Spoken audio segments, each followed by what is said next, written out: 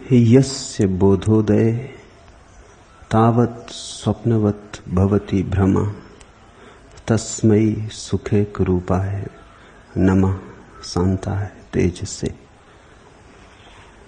जिसके बोध के उदय होने पर समस्त भ्रांति स्वप्न के समान तिरोहित हो जाती है, उस एकमात्र आनंद रूप शांत और तेजोमय को नमस्कार है। परमात्मा को, सत्य को, अस्तित्व को हम तीन रूपों में देख सकते हैं। एक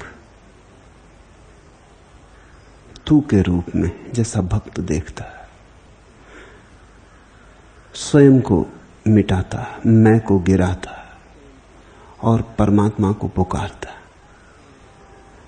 जैसे प्रेमी अपनी प्रेयसी को देखता है, जैसे मां अपने बेटे को देखती, खुद को भूल जाता। परमात्मा तू की तरह प्रकट होता है। फिर एक रास्ता है ज्ञानी का, अहम ब्रह्मास्मि। परमात्मा मैं की भांति प्रकट होता है। और एक रास्ता है, कहें न ज्ञानी का न भक्त का, अत्यंत संतुलन का। वो परमात्मा को वह के रूप में देखता, न मैं न तू, क्योंकि मैं और तू में तो द्वंद्व है। कहो तू कितना ही मैं को मिटाओ, तू कहने के लिए मैं तो बना रहेगा। तू में अर्थ ही ना होगा अगर मैं ना हो। कितना ही कहो मैं नहीं हूं, ये कहते ही तुम तो हो जाओगे, मैं बन जाएगा। अपने को पहुंच तो बिल्कुल कहो कि पैरों की धूल हूं, तब भी रहोगे। नहीं हूं ऐसी घोषणा में भी तुम्हारे होने की घोषणा ही होगी। जब तक तू है तब तक मैं से बचना संभव नहीं, क्योंकि मैं और तू एक ही सिक्के के दो पहलू हैं, अलग किए नहीं जा सकते। तू का अर्थ ही यही है कि जो मैं नहीं। तू की परिभाषा ही न हो सकेगी अगर मैं बिल्कुल गिर जाए। जलालुद्दीन रूमी की प्रसिद्ध कविता है, प्रेमी ने द्वार पर दस्तक दी प्रेयसी के, और पीछे से पूछा गया कौन आया है, कौन है? और प्रेमी ने कहा मैं हूं तेरा प्रेमी, और भीतर सन्नाटा छा गया। प्रेमी ने दोबारा दस्तक दी और कहा क्या मुझे पहचाना नहीं?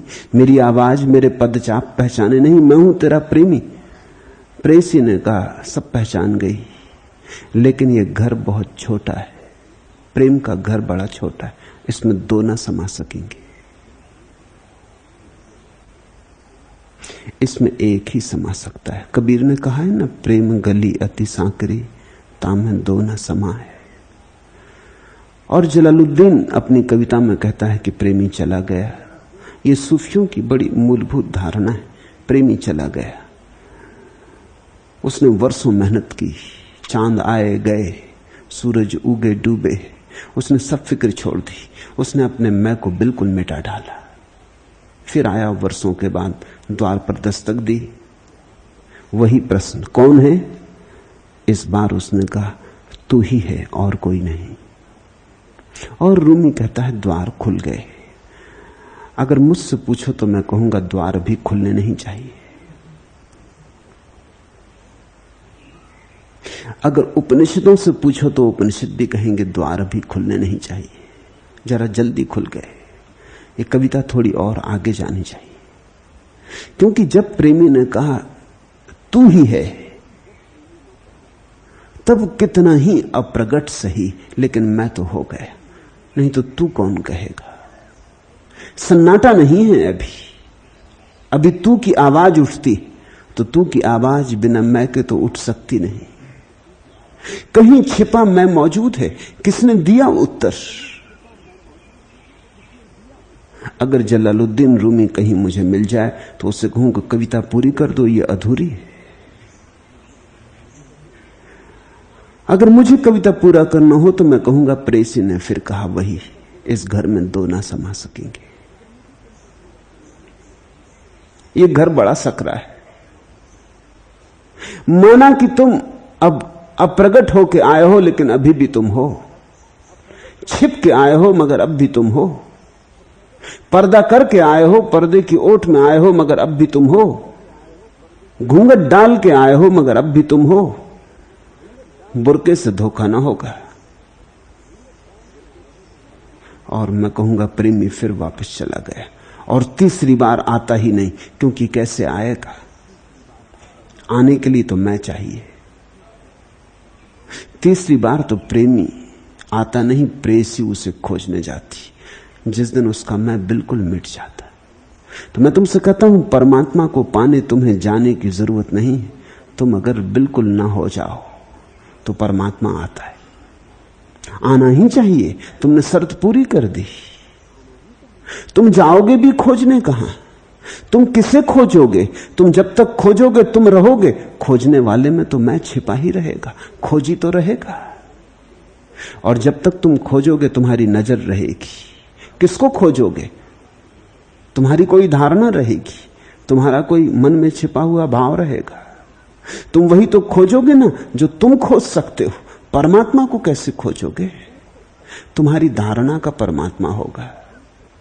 जब तक तुम हो तुम्हारी धारणा का जाल रहेगा।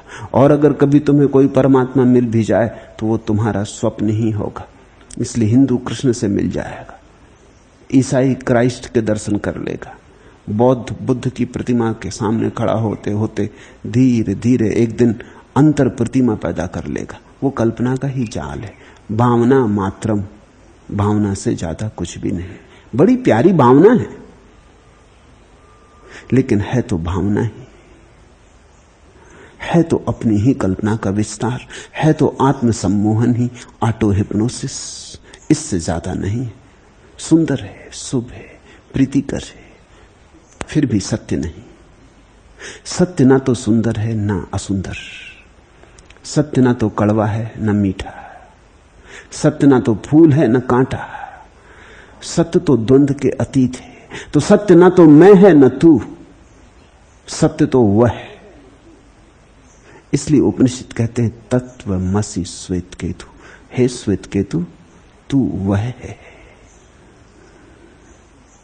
वह बड़ी निष्पक्ष धारणा है, न मैं न तू, दोनों के पार। पहला सूत्र है आज अष्टावक्र का, बड़ा अद्भुत।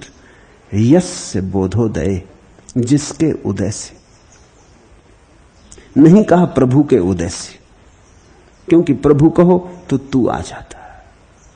नहीं कहा आत्मोदय से, क्योंकि आत्मोदय कहो मैं आ जाता। कहा यस्य बोधोदय, जिसके उदय से। कोई नाम नहीं दिया, कोई सीमा नहीं बांधी, सिर्फ इशारा है, कोई परिभाषा नहीं। यस्य बोधोदय तावत स्वप्नवत भवति भ्रमा। उसके उदय से, जैसे सुबह सूरज निकलता है और ओस कण जो अभी अभी क्षण भर पहले तक मोतियों के जैसे झलकते थे घास की पत्तियों पर, तिरोहित होने लगते, ऐसे ही उसके उदय से, उस महासूर्य के तुम्हारे चैतन्य में प्रवेश करने से, वो जो तुम्हारे अब तक के मनोभाव थे, कल्पना के जाल थे, आकांक्षाएं थी, वासनाएं थी, तृष्णा थी, मोह था, क्रोध था, लोभ था, वे सब मोती जिन्हें तुमने संजो कर रखा था ओस की बूंदों की तरह तिरोहित होने लगते, सब भ्रम विसर्जित हो जाते उसके उदय मात्र से, उसकी मौजूदगी से। अब इसमें फर्क समझना। साधारणता आदमी सोचता है कि मैं मोह को मिटाऊं, क्रोध को मिटाऊं, लोभ को मिटाऊं, ये सारी बीमारियां मिटा डालूं, तब प्रभु का दर्शन होगा। यहां बात उल्टी, प्रभु के दर्शन से ये सब मिटते। सूरज के उदय होते ही सारे ओस कण तिरोहित हो जाते और देखा अंधेरा कैसा भागता है। और तुम अगर ओस कणों को एक एक मिटाने लगोगे तो क्या मिटा पाओगे? और अगर तुम अंधेरे को काटने लगोगे तो क्या काट पाओगे? उदय होते ही सूर्य के अंधेरा नहीं रह जाता, ओस कण तिरोहित होने लगते, विदा होने लगते, उनकी घड़ी गई, उनकी मृत्यु का क्षण आ गया। लेकिन अगर तुम ओस कणों को मिटाने लगो तो कभी इस पृथ्वी से तुम ओस कण ना मिटा पाओगे। और अगर तुम अंधेरे को जलाने लगो, तलवारों से काटने लगो, धक्के दे के हटाने लगो, तुम ही मिट जाओगे, अंधेरा ना मिटेगा। इस सूत्र में यह बात भी छिपी कि असली सवाल तुम्हारे लोभ, क्रोध, मोह के मिटाने का नहीं, असली सवाल उसके उदय का है। इसलिए मेरे पास लोग आते हैं, वो कहते हैं कि आप सिर्फ ध्यान के लिए कहते, आप अपने शिष्यों को ये नहीं कहते कि काम वासना छोड़ो, क्रोध छोड़ो, मोह छोड़ो, लोभ छोड़ो। आप उनको संसार से भी अलग नहीं करते, घर गृहस्थी से भी अलग नहीं करते, इस सब प्रपंच में पड़े रहने देते हो। मैं कहता हूं यश से बोधोदय, उसके उदय से। उसके उदय के लिए हम एक ही उपाय कर सकते हैं, वह है कि शांत चित्त, शून्य चित्त, विचार शून्य हो जाए। अगर तुम विचार शून्य होने लगे तो उसके उदय के लिए तुमने जगह खाली कर दी। बस इतना ही तुम कर सकते हो, इससे अन्यथा आदमी के बस में नहीं। परमात्मा को पाना आदमी के बस में नहीं। आदमी सिर्फ अपनी प्यास की अभिव्यक्ति कर सकता है, पुकार दे सकता है, लेकिन खींच लेना आदमी के बस में नहीं। और जो परमात्मा आदमी के खींचने से आ जाए वो परमात्मा नहीं, वो तुमसे भी क्षुद्र हो गया। जो तुम्हारी बाल्टी में भर के चला आया, जो तुम्हारी मुट्ठी में आ गया, वो तुमसे भी गया बीता हो गया। जो तुम्हारी तिजोरी में बंद हो गया, जिसकी चाबी तुम्हारे हाथ में हो गई, नहीं, परमात्मा को तुम कभी खींच नहीं सकते। तुम सिर्फ पुकार सकते हो, तुम रो सकते हो, तुम गीत गा सकते हो, तुम नाच सकते हो, तुम सिर्फ जगह खाली कर सकते हो। तुम कह सकते हो घर तैयार है, अब तू आ जा। तुम दरवाजा खोल सकते हो, तुम सूरज की किरणों को भीतर थोड़ी खींच के ला सकते हो। दरवाजा खोल के बैठ जाओ, जब आना होगा आ जाएगा, जब घड़ी पकेगी, मौसम पूरा होगा, समय आएगा, आ जाएगा। वस्तुतः जो खोजी है वो कुछ भी नहीं करता, वो सिर्फ अपने को ध्यान में, ध्यान का अर्थ है खाली होकर बैठ जाता है, दरवाजा खोल के बैठ जाता है। ध्यान का अर्थ है तुम आओगे तो मुझे भरा ना पाओगे।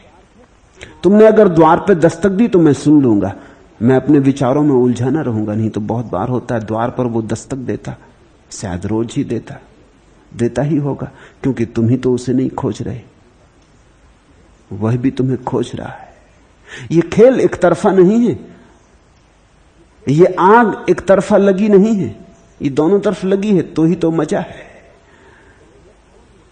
तुम ही अगर प्रेयसी को खोज रहे हो, प्रेयसी तुम में उत्सुकी नहीं है, तो ये प्रेम का फूल कभी खिलेगा नहीं। जब प्रेमी और प्रेयसी दोनों खोजते हैं तभी प्रेम का फूल खिलता है। जब दोनों पागल हैं तभी प्रेम का फूल खिलता है।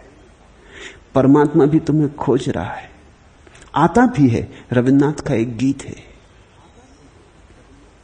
कि एक रात एक महामंदिर में मंदिर के बड़े पुजारी ने स्वप्न देखा कि प्रभु ने कहा है कि कल मैं आता हूं।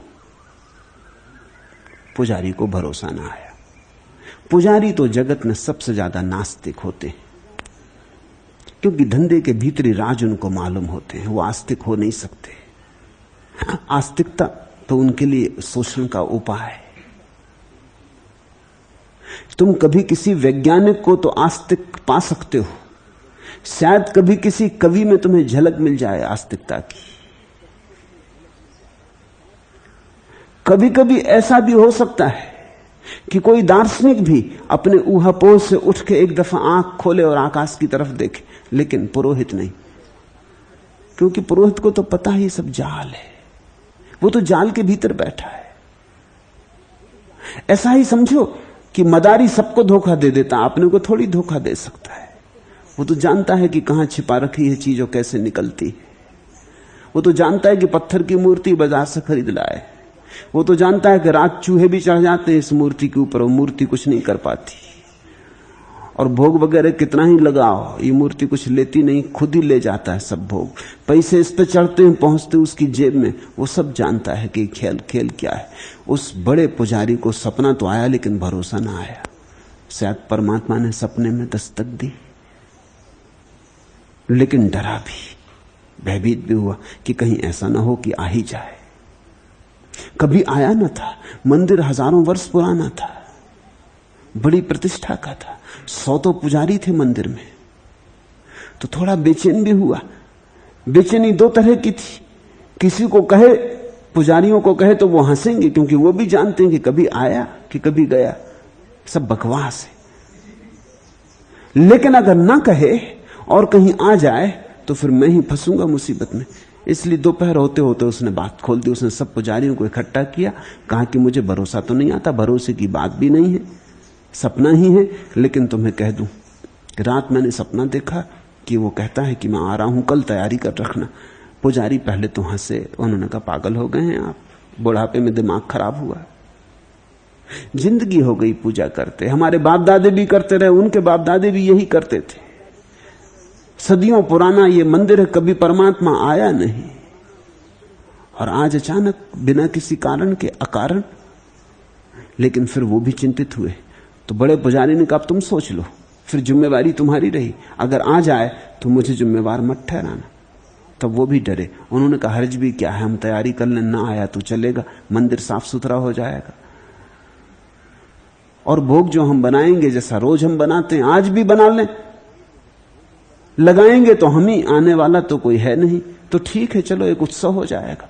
उन्होंने सारा मंदिर घिसा, सारा मंदिर साफ किया, धूप दीप जलाए, इत्र छिड़का, फूल सजाए, जानते हुए कि कोई आ नहीं रहा, अच्छा पागलपन कर रहे हैं, जानते हुए ये सब मजाक हुई जा रही है एक सपने के पीछे। सांझ हो गई, उसके आने का कोई पता नहीं, रात होने लगी, फिर तो वो कहने लगे हम भी बिल्कुल पागल हैं, सपने के पीछे दिन भर मेहनत करते करते थक गए, अब भोग लगा लें और सो जाएं। तो उन्होंने खूब भोजन कर लिया, दिन भर के थके मांदे खूब भोजन कर लिया, स्वादिष्ट और गरिष्ठ भोजन बनाया था, फिर पड़ गए गहरी नींद में। रात परमात्मा आया, उसका रथ, गड़गड़ाहट की आवाज। एक पुजारी ने नींद में सुना कि गड़गड़ाहट की आवाज जैसे रथ के पहिए हो। उसने कहा सुनो, लगता है कि कोई आया, रथ की गड़गड़ाहट है। लेकिन दूसरे पुजारियों ने कहा बंद करो ये बकवास, एक के सपने के पीछे दिन भर परेशान हुए, अब तुम्हें सपना आ रहा है। कोई गड़गड़ाहट नहीं, आकाश में बादल गरजते। फिर वे सो गए। फिर द्वार पर रथ आके रुका, वह उतरा, सीढ़ियां चढ़ा, उसने दरवाजे पे दस्तक दी। फिर किसी पुजारी को स्वप्न में ऐसा लगा कि कोई दस्तक दे रहा है। उसने फिर कहा कि सुनो भाई, लगता है कि कोई दस्तक दे रहा है। तब तो फिर बड़ा पुजारी भी चिल्लाया कि हर चीज की सीमा होती, यद्यपि मैंने ही ये नासमझी शुरू की, लेकिन अब सोने भी दो। कोई कहता है रथ गड़गड़ा रहा है, कोई कहता है कि द्वार पे दस्तक दी, कुछ नहीं, हवा का झोंका है, सो जाओ चुपचाप।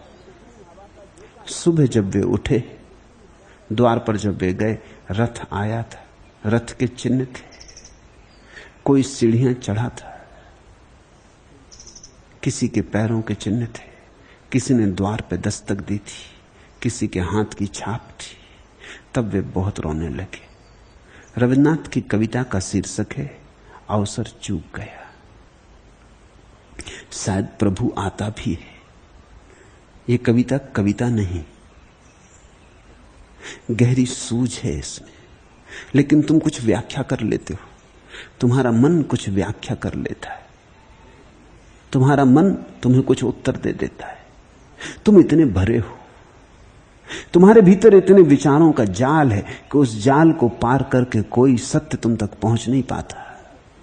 इसलिए मैं कहता हूं ध्यान का कुछ और अर्थ नहीं, ध्यान का इतना ही अर्थ है, तुम जरा विचार को शिथिल करो, तुम अपनी व्याख्याएं जरा छोड़ो, तुम अपनी धारणाओं को बहुत मूल्य मत दो, तुम जरा द्वार खोलो, कपाट खोलो मंदिर के, तुम मंदिर के द्वार पर बैठो, राह देखो, प्रतीक्षा करो। इतना ही काफी है कि तुम खाली आंख देखो, ताकि वो आए तो तुम पहचान लो, तुम्हारा मन कोई व्याख्या करके तुम्हें च्युत न कर दे। यस्य बोधोदय तावत स्वप्नवत भवति भ्रमा, उसके अनुभव के आते ही, तुम्हारे चैतन्य के क्षितिज पर उसकी किरणों का फूटते ही, तुमने अब तक जो जीवन जाना था सब भ्रम हो जाता। सब स्वप्न हो जाता। तुम सुनते हो तथाकथित पंडित साधु संत लोगों को समझाते रहते जगत माया है। जगत इतने सस्ते में माया नहीं है, महंगा सौदा है, ऐसे माया नहीं होता। जब तक ईश्वर सच ना हो जाए तब तक भूल के जगत को माया मत कहना, अन्यथा तुम एक झूठ दोहरा रहे हो, वो तुम्हारा अनुभव नहीं। माया कोई दार्शनिक सिद्धांत नहीं है, एक अनुभूति, एक प्रत्यक्ष साक्षात्कार है। ये तो ऐसा ही कि अंधेरे में तो बैठे हो, प्रकाश से तो कभी आंखों का मिलन ना हुआ, प्रकाश से तो कभी भांवर ना पड़ी, और अंधेरे में बैठे बैठे कहते हो अंधेरा सब असत्य है। और उसी अंधेरे के कारण लड़खड़ाते हो, बार बार गिर जाते हो, हाथ पैर तोड़ लेते हो, हड्डी पसलियां टूट जाती हैं, गड्ढों में पड़ जाते हो, नालियों में गिर जाते हो, और कहे चले जाते हो कि अंधेरा नहीं है। तुम्हारी हालत देख के पता चलता है कि सिर्फ अंधेरा है और कुछ भी नहीं, और तुम्हारे वचन सुन के लगता है कि अंधेरा कुछ भी नहीं, सब भ्रमजाल है, असली में तो प्रकाश है। लेकिन वो प्रकाश कहां है? और अगर प्रकाश हो तो तुम गड्ढों में ना गिरो, दीवालों से न टकराओ, तुम्हारे जीवन में राह हो, तुम्हारे जीवन में शांति हो, चैन हो, आनंद हो। जब कोई आदमी तुमसे कहे जगत माया है तो जरा गौर से देखना, क्या उसकी आदमी की आंखों में प्रभु का प्रकाश है? क्या उस आदमी की वाणी में शून्य का स्वर है? क्या उस आदमी के चलने बैठने में प्रसाद है? जरा गौर से देखना, क्या वो कहता है इसका कोई मूल्य नहीं है? संसार तभी माया होता जब उसका उदय हो जाता, उसके पहले नहीं। उसके पहले संसार ही सच है, परमात्मा माया है। तुम्हारे लिए परमात्मा झूठ है, संसार सच है। और अगर तुम ऐसा मान के चलो तो शायद किसी दिन परमात्मा सच हो जाए और संसार झूठ हो जाए। लेकिन तुम झूठ में खूब खोए हो। तुम मानते संसार को सच हो, जानते भी संसार को सच हो, और दोहराते हो कि संसार माया है। ये झूठा पाखंड, पांडित्य अक्सर पाखंडी ही होता है। तुमने उधार शब्द सीख लिए, सुन लिया तुमने अपनी नींद में किसी और का वचन, किसी बुद्ध की वाणी सुन ली नींद में पड़े पड़े, और नींद में तुम उसे दोहराने लगे। उसका कोई संस्पर्श नहीं हुआ, तुम्हारे जीवन में वो छुई नहीं, तुम्हारे प्राण उससे बदले नहीं। अब कोई कितना ही लाख चिल्लाए कि सुबह हो गई, सूरज निकला, अंधेरा झूठ है, और हाथ में लालटेन लिए चल रहा हो, तो तुम क्या कहोगे? तुम कहोगे अगर सूरज निकल गया, अंधेरा झूठ है, तो लालटेन किस लिए लिए हो? तुमने साधु सन्यासियों को देखा, एक तरफ कहते हैं संसार माया, दूसरी तरफ समझाते हैं छोड़ो, त्याग करो। अब माया है तो माया का कोई त्याग कर सकता? जो है ही नहीं उसका त्याग कैसे? एक तरफ कहते हैं संसार है ही नहीं, और दूसरी तरफ कहते हैं सावधान, कामनी कांचन से बचना। जरा इनकी वाणी तो सुनो, लालटेन लटकाए हुए हैं हाथ में, और कहते हैं लालटेन संभाल कर रखना, और तेल लालटेन में डालते रहना, हालांकि सूरज निकला हुआ और अंधेरा झूठ है। इनका पागलपन तो देखो। अगर वस्तुतः ईश्वर है और संसार माया है तो तुम्हारे जीवन में स्वच्छंदता होगी, नियम नहीं हो सकता। यही तो अष्टावक्र का महासूत्र है कि सत्य की सुगंध स्वच्छंदता है। और ध्यान रखना, स्वच्छंदता का अर्थ उद्दंडता नहीं है। स्वच्छंदता का अर्थ है जो स्वयं के आंतरिक छंद से जीने लगा। अब कोई नियम नहीं रहे, अब बोध ही नियम है, अब जागरूकता ही एकमात्र अनुशासन है। अब बाहर का कोई अनुशासन नहीं। अब ऐसा करना चाहिए और ऐसा नहीं करना चाहिए, ऐसी कोई मर्यादा नहीं। अब तो जो उठता है होता है, क्योंकि परमात्मा ही है। तो अब तो ऐसा हो ही नहीं सकता कि क्या नहीं करना चाहिए और क्या करना चाहिए, उसके अतिरिक्त कोई है ही नहीं। सच तो यह है, जैसे ही तुम्हें लगा कि संसार माया है, तुम्हें यह भी पता चल जाता है कि तुम भी माया हो। तो अब कौन नियम पाले, कौन मर्यादा संभाले? अब तो वही है, वही अमर्याद, वही स्वच्छंद, उसका ही रास है। यस्य बोधोदय तावत स्वप्नवत भवति भ्रमा। तब उसके बोधोदय पर, उसके जागरण पर। और इस बोधोदय का क्या अर्थ हुआ? इसका अर्थ हुआ वह तुम्हारे भीतर सोया पड़ा है, जाग जाए बस, जरा करवट लेके उठा है बस। कहीं जाना नहीं है, थोड़ी जाग लानी। जैसे हो तुम ऐसे ही थोड़ी आंख खोलनी, थोड़े होश से भरना। ऐसे मूर्छित मूर्छित सोए सोए ना चलो, थोड़े जाग के चलने लगो। तस्मै सुखेक रूपाय नमः शांताय तेज से। उस एकमात्र आनंद रूप शांत और तेजोमय को नमस्कार है। सुनते हैं, नमस्कार राम के लिए नहीं, नमस्कार अल्लाह के लिए नहीं,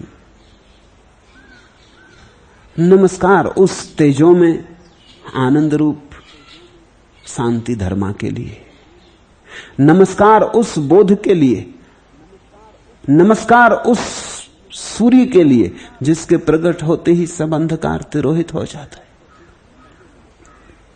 अष्टावक्र के ये वचन किसी संप्रदाय और किसी धर्म के लिए नहीं। अष्टावक्र के इन वचनों का कोई नाता किसी जाति, किसी देश, किसी समाज से नहीं। और जब तक तुमने अल्लाह को नमस्कार किया तब तक तुम्हारा नमस्कार व्यर्थ जा रहा है, याद रखना। और जब तक तुमने राम को नमस्कार किया तब तक तुम हिंदुओं को नमस्कार कर रहे हो, राम को नहीं। और जब तक तुमने बुद्ध के चरणों में सिर झुकाए तब तक तुम बौद्ध हो, धार्मिक नहीं। जिस दिन तुम्हारा नमस्कार जागरण मात्र को, बोध मात्र को, उस दिन तुम्हारा नमस्कार सारे अस्तित्व के प्रति हो जाएगा।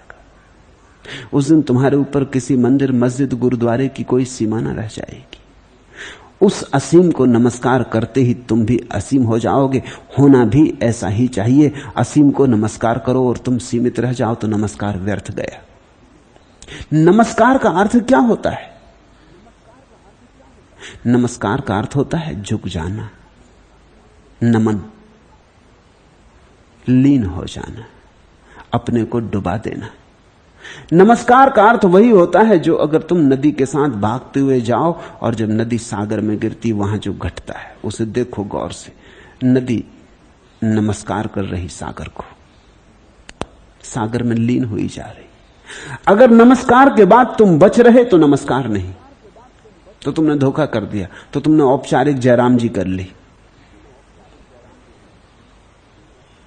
तुम डूबे नहीं, तुम मिटे नहीं। नमस्कार के बाद बचोगे कैसे? भट्टो जी दीक्षित बंगाल के एक बहुत अद्भुत व्याकरणाचार्य हुए। वो 60 वर्ष के हो गए। उनके पिता उन्हें बार बार कहते कि तू व्याकरण में ही उलझा रहेगा, अरे अब मंदिर जा, अब प्रभु को नमस्कार कर, पुकार प्रभु को, अब तू भी बूढ़ा होने लगा। बाप तो कोई 80 साल के हो गए थे, लेकिन ये बेटा सुनता न था।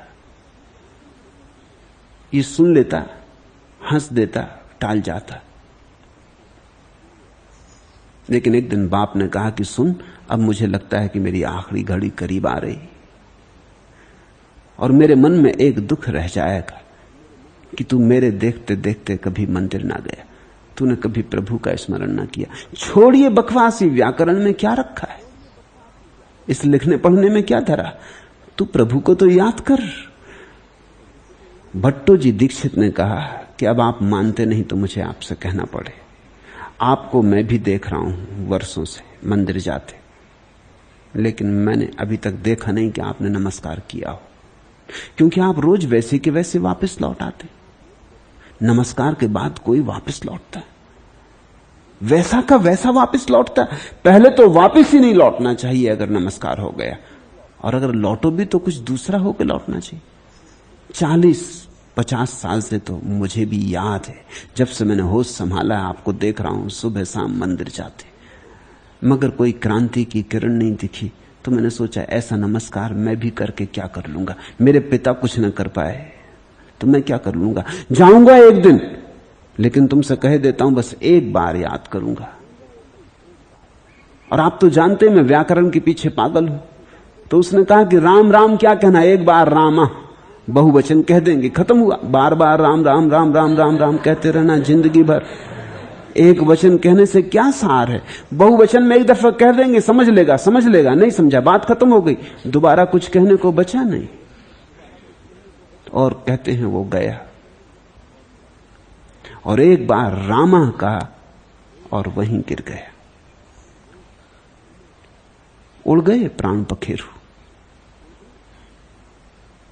घड़ी बर्बाद। लोगों ने आके घर खबर दी पिता को कि आप क्या बैठे कर रहे हैं, आपका बेटा तो जा चुका है। सारा गांव इकट्ठा हो गया कि जो कभी मंदिर में ना आया था, एक बार आके राम को एक बार पुकार के अनंत यात्रा पे निकल गया। मामला क्या हुआ? पिता रोने लगे। पिता ने कहा वो ठीक ही कहता था कि एक ही बार कहूंगा, लेकिन प्राणपण से कह दूंगा, पूरा पूरा कह दूंगा, सब लगा के कह दूंगा। ऐसा रत्ती रत्ती रोज रोज दोहराना क्या सार है? और अक्सर ऐसा होता है कि रोज रोज दोहराने से, रत्ती रत्ती दोहराने से तुम्हारी दोहराने की आदत हो जाती है, तुम यंत्रवत दोहराए चले जाते। लोग बिल्कुल यंत्रवत झुकते हैं। मंदिर देखा, झुक गए। इसमें कुछ भी अर्थ नहीं, कोई प्रयोजन नहीं।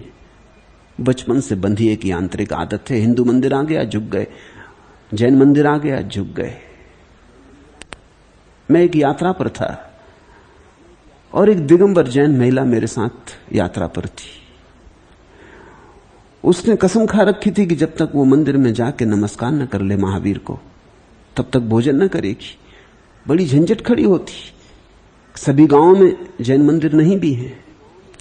एक गांव में मैं गया तो मैंने देखा जैन मंदिर है, तो मैं भागा हुआ आया। मैंने उससे कहा आज बड़े शुभ का समय है, तू जल्दी जा, मंदिर है। वो गई वहां से उदास लौटी। उसने कहा कि वो हमारा मंदिर नहीं, वो श्वेतांबर जैन मंदिर, दिगंबर जैन मंदिर चाहिए। मैं तो महावीर को नमस्कार करती हूं नग्न, ये कोई महावीर? सजे बजे, ये महावीर नहीं। महावीर तो वीतराग रूप हो तो ही। महावीर में भी फर्क है। श्वेतांबर का महावीर, दिगंबर का महावीर। जबलपुर में मैं वर्षों तक था, वहां गणेशोत्सव पर गणेश की जुलूस निकलता, तो वहां नियम है कि ब्राह्मण का गणेश, ब्राह्मण टोले का गणेश पहले, फिर दूसरा टोला, ऐसे जैसा कि वर्ण व्यवस्था से होना चाहिए। एक बार ऐसा हुआ कि ब्राह्मणों के टोले के गणेश के आने में थोड़ी देर हो गई और चम्हारों के गणेश पहले पहुंच गए। तो ब्राह्मणों ने तो बर्दाश्त नहीं किया, उन्होंने तो जुलूस रुकवा दिया। उन्होंने कहा हटाओ चम्हारों के गणेश को। चम्हारों के गणेश, हद हो गई, आगे चले जा रहे हैं। चम्हारों के गणेश, जैसे गणेश भी चम्हार हो गए। सत्संग का परिणाम तो होते ही चम्हारों की दोस्ती करोगे, चम्हार हो जाओ। हटवा दिया, दंगा फसाद की नौबत आ गई। जब तक हटवा ना दिया पीछे ब्राह्मणों ने गणेश को, अपने गणेश को आगे ना कर लिया, तब तक जुलूस आगे ना बढ़ सका। ईश्वर की तुम्हारी धारणा भी बड़ी संकीर्ण है। तुम नमस्कार करते हो तो उसमें भी हिसाब रखते हो। नमस्कार का तो अर्थ ही होता है बेहिसाब। ये जो चारों तरफ विराट मौजूद है, इसमें झुको, इसमें नदी की तरह लीन हो जाओ, जैसे नदी सागर में खो जाती। तस्मै सुखे रूपाय, उस सुख रूप में झुकता हूं। नमः शांताय तेज से, उस तेजस्वी में झुकता हूं, उस शांति के सागर में झुकता हूं। बुद्ध के पास लोग आते थे तो उनके चरणों में झुक के कहते, बुद्धम शरणम गच्छामि।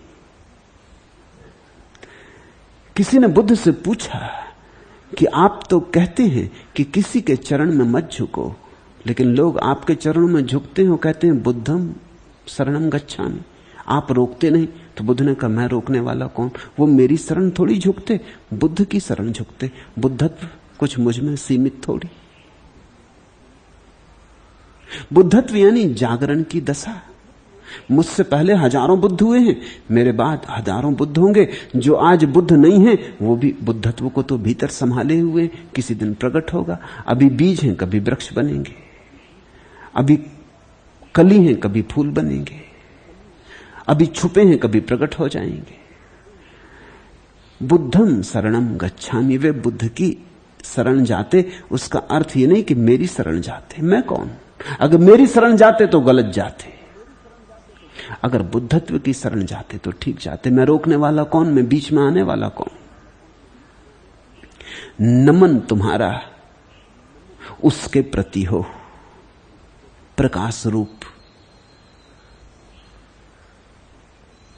शांति रूप, सुख रूप, जिसके उदय से सारा संसार ब्रह्मात्र हो जाता। संसार में तो हमारे ऐसे लगाव हैं कि मरते दम तक नहीं छूटते। मरता मरता आदमी भी, मैंने सुना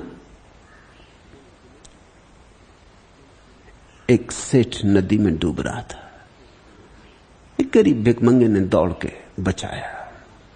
कठिन था बचाना, क्योंकि सेठ भारी बजनी था, बड़ा पेट, बड़ा सेठ। गरीब भिखमंगा, हड्डी पसली सूखी, मगर किसी तरह खींच के लाया। उनको बचाने में अपनी भी जान दांव पर लगा थी। सेठ ने जब आंखें खोली, थोड़ा होश संभाला, तो 1 रुपए का नोट दिया उसे और कहा तूने मुझे बचाया, ये 1 रुपया ले, किसी दुकान से जाके भुना ला, 8 आने तू रख लेना, 8 आना मुझको दे दे। उस भिखमंगे ने कहा सेठ यहां तो कोई आसपास दुकान दिखाई नहीं पड़ती, और अब 8 आने के पीछे क्या पंचायत करनी, आप संभाल कर रखो, जब दोबारा डूबो तब पूरा नोट ही दे देना।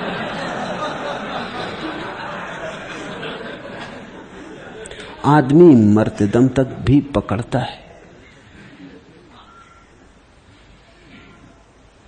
छोड़ता नहीं।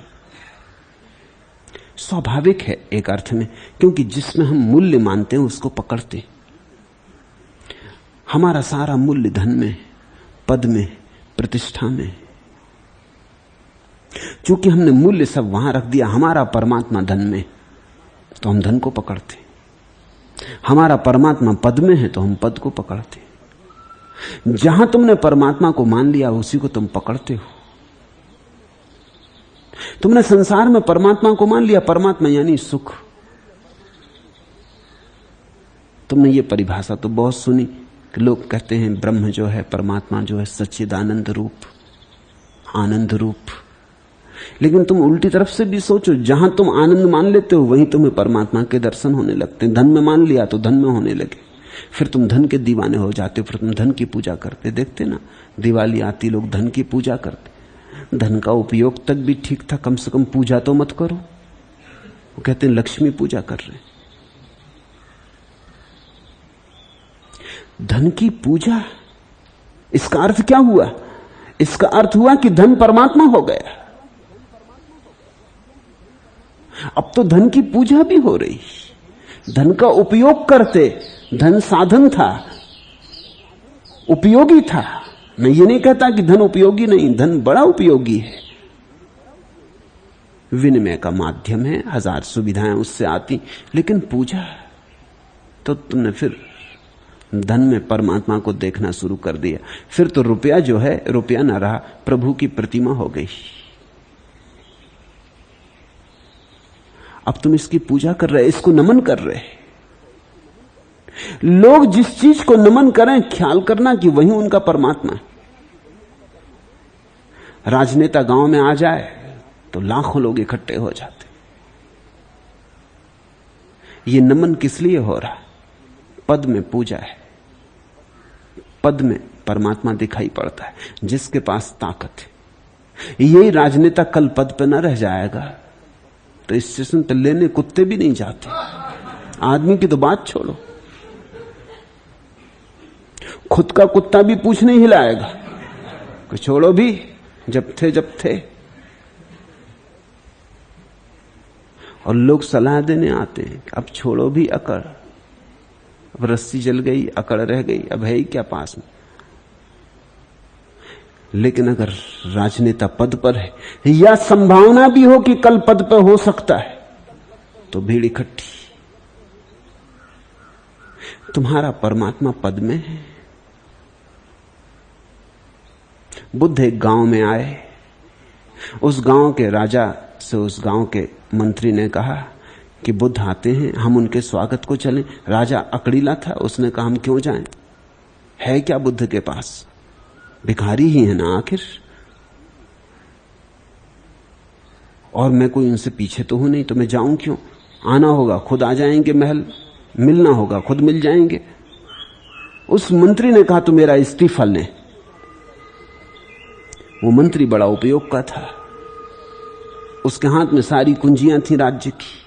राजा घबराया, वो तो लंपट किस्म का राजा था, उसको तो कुछ पता भी नहीं था कैसे राज्य चलता, क्या होता। वो तो सिर्फ नाम मात्र को था, असली तो वजीर था। उस वजीर ने कहा फिर मुझे छोड़ें। वो राजा कहने लगा इसमें नाराज होने की बात क्या, छोड़ने की जरूरत क्या। उसने कहा कि नहीं, अब आपके पास बैठना ठीक नहीं। गांव में बुद्ध आते हों और जो उनको नमस्कार करने ना जाए, उसके पास बैठना ठीक नहीं।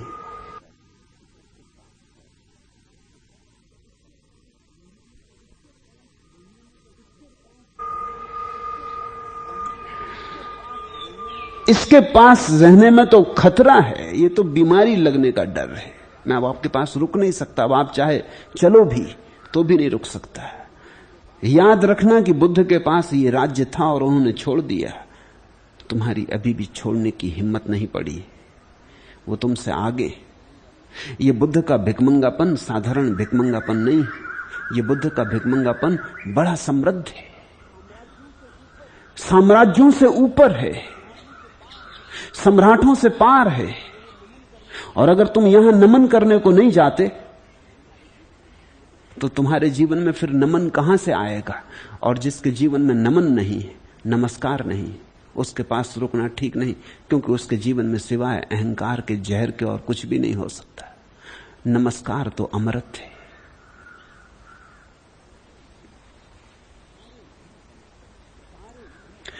सारे धन कमाकर मनुष्य अतिशय भोगों को पाता है, लेकिन सबके त्याग के बिना सुखी नहीं होता। अर्ज इत्वा अखिलान अर्थान भोगान आपनोति पुष्कलान नहीं सर्व परित्याग मंत्रेण सुखी भवेत। दूसरा सूत्र, सारे धन कमाकर, ख्याल रखना सारे धन। सारे धन का अर्थ हुआ जिस चीज में भी तुम्हें लगता है सुख मिलेगा, वो कोई भी हो चीज, वही धन हो गई। जिसको भी तुम सुख का माध्यम समझते हो वही धन। तो कोई आदमी रुपए इकट्ठा करता है, कोई आदमी डाक टिकटें इकट्ठी करता है। जो रुपए इकट्ठा करता है वो कहता है क्या मूर्खता कर रहे हो, डाक टिकटें इकट्ठी कर रहे हो, होश संभालो, क्या करोगे इनका। लेकिन उसे उसमें सुख है तो उसके लिए धन हो गया। धन का अर्थ यही होता है जिसमें तुम्हें सुख है। कोई आदमी कुछ इकट्ठा करता है, कोई आदमी कुछ, कोई आदमी ज्ञान इकट्ठा करता है, वो उसके लिए धन हो गया। और कोई आदमी बिल्कुल व्यर्थ की चीजें इकट्ठी करता हो सकता है, तुम्हें व्यर्थ की लगती, अगर उसे उनमें सुख की आशा है तो उसके लिए धन हो गया। सूत्र कहता है सारे धन कमाकर, अर्ज इत्वा अखिलान अर्थान, सारे धन इकट्ठे कर लिए, भोगान आपनोति पुष्कलान, और अतिशय भोगों को भी पाता है, लेकिन सबके त्याग के बिना सुखी नहीं होता। अष्टावक्र भोग और सुख में फर्क कर रहे हैं। अब इसे समझो। साधारणता तुम तो सोचते हो भोग यानी सुख, लेकिन भोग को अगर गौर से देखो तो तुम पाओगे भोग में कभी सुख होता नहीं, भोग में तो एक तनाव है, उत्तेजना है। भोग में तो एक ज्वरग्रस्त दशा है, शांति नहीं। शांति के बिना सुख कहां। जो आदमी धन इकट्ठा कर रहा है वो सोचता है कि इकट्ठा कर लूंगा तो सुख होगा। उसका सुख सदा भविष्य में होता है, कभी होता नहीं। वो कितना ही इकट्ठा कर ले, इकट्ठा करने में दुख बहुत होता है, क्योंकि चिंता करनी पड़ती, बेचैन रहना पड़ता, नींद खो जाती, अल्सर पैदा हो जाते, सिर दर्द बना रहता, रक्तचाप बढ़ जाता, हृदय के दौड़े पड़ने लगते। अमेरिका में तो वो कहते हैं कि जिस आदमी को 40 साल की उम्र तक हृदय का दौड़ा ना पड़े वो असफल आदमी। सफल आदमी को तो पढ़ना ही चाहिए, क्योंकि 40 साल और सफल आदमी को हृदय का दौड़ा ना पड़े। मेरे गांव में ऐसा समझा जाता था कि मारवाड़ी जब एक दूसरे के यहां विवाह करते तो वो पता लगा लेते हैं कितनी बार दिवाला डाला, क्योंकि दिवाले डालने से पता चलता है कितना धन होगा। धनी आदमी का लक्षण कितनी बार दिवाला डाला। अगर दिवाला नहीं डाला तो हालत खराब है, खस्ता है। ठीक ऐसा अमेरिका में कुछ दिन में जरूर लोग पूछने लगे कितने हार्ट अटैक हुए। नहीं हुए तो क्या भाड़ झोंकते रहे, करते क्या रहे। नाम धाम पद प्रतिष्ठा, तो हार्ट अटैक तो होना ही चाहिए। रक्तचाप कितना है, साधारण। तो जिंदगी गंवा रहे हो, कुछ कमाना नहीं। ये साधारण रक्तचाप तो आदिवासियों का होता है, और असफल आदमी या भिकमंगे, आवारा गिर्द, इनको नहीं होते हृदय के दौड़े वगैरह। चिंतातुर आदमी जो बड़ी महत्वाकांक्षा से भरा है, उसके पेट में अल्सर तो हो ही जाने चाहिए, घाव तो हो ही जाने चाहिए, क्योंकि चिंता घाव बनाती। चिंता एसिड की तरह गिरती पेट में और घाव बनाती। तो सभी महत्वाकांक्षी अल्सर से तो ग्रस्त होंगे ही। तो जो आदमी धन के लिए दौड़ता है सुख तो कभी नहीं पाता। हां, सुख की आशा में दौड़ता है, ये सच है। सुख की आशा में दुख बहुत पाता है। पाता दुख है, सुख की आशा रखता है, और सुख की आशा के कारण सब दुख झेल लेता। कहता कोई हर्ज नहीं, आज अल्सर है, आज हृदय का दौड़ा पड़ा, आज रक्तचाप बढ़ गया, कोई फिक्र नहीं, कल तो सब ठीक हो जाएगा, कल सब ठीक हो जाएगा, नहीं तो अगले महीने, नहीं तो अगले वर्ष, कभी ना कभी तो सब ठीक हो जाएगा। लोग कहते हैं कि देर हो सकती, अंधेर थोड़ी है। कभी ना कभी तो प्रभु प्रसन्न होगा, कभी तो हमारे भाव को समझेगा, हमारी चेष्टा को समझेगा, कभी तो पुरस्कार मिलेगा। अष्टावक्र कहते हैं सारे धन कमाकर मनुष्य अतिशय भोगों को पाता है, तो भोग का फिर क्या अर्थ हुआ। ऐसा समझो, मैं एक घर में मेहमान हुआ। कलकत्ता के बड़े से बड़े धनी व्यक्ति थे। मैं 11 बजे रात सो जाता हूं, तो जब मैं सोने के लिए जाने लगा तो वो बोले क्या आप सोएंगे अब। तो मैंने कहा क्या इरादा है।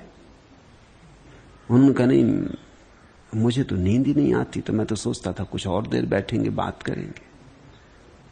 मैंने कहा नींद नहीं आती, क्या तकलीफ है। अच्छा बिस्तर उपलब्ध नहीं है, अच्छी सैया नहीं। उन्होंने कहा अच्छी सैया तो है, इससे अच्छी और क्या हो सकती। तुम्हारे पास कमी क्या है। न बेटा है न बेटी है, और धन बहुत है।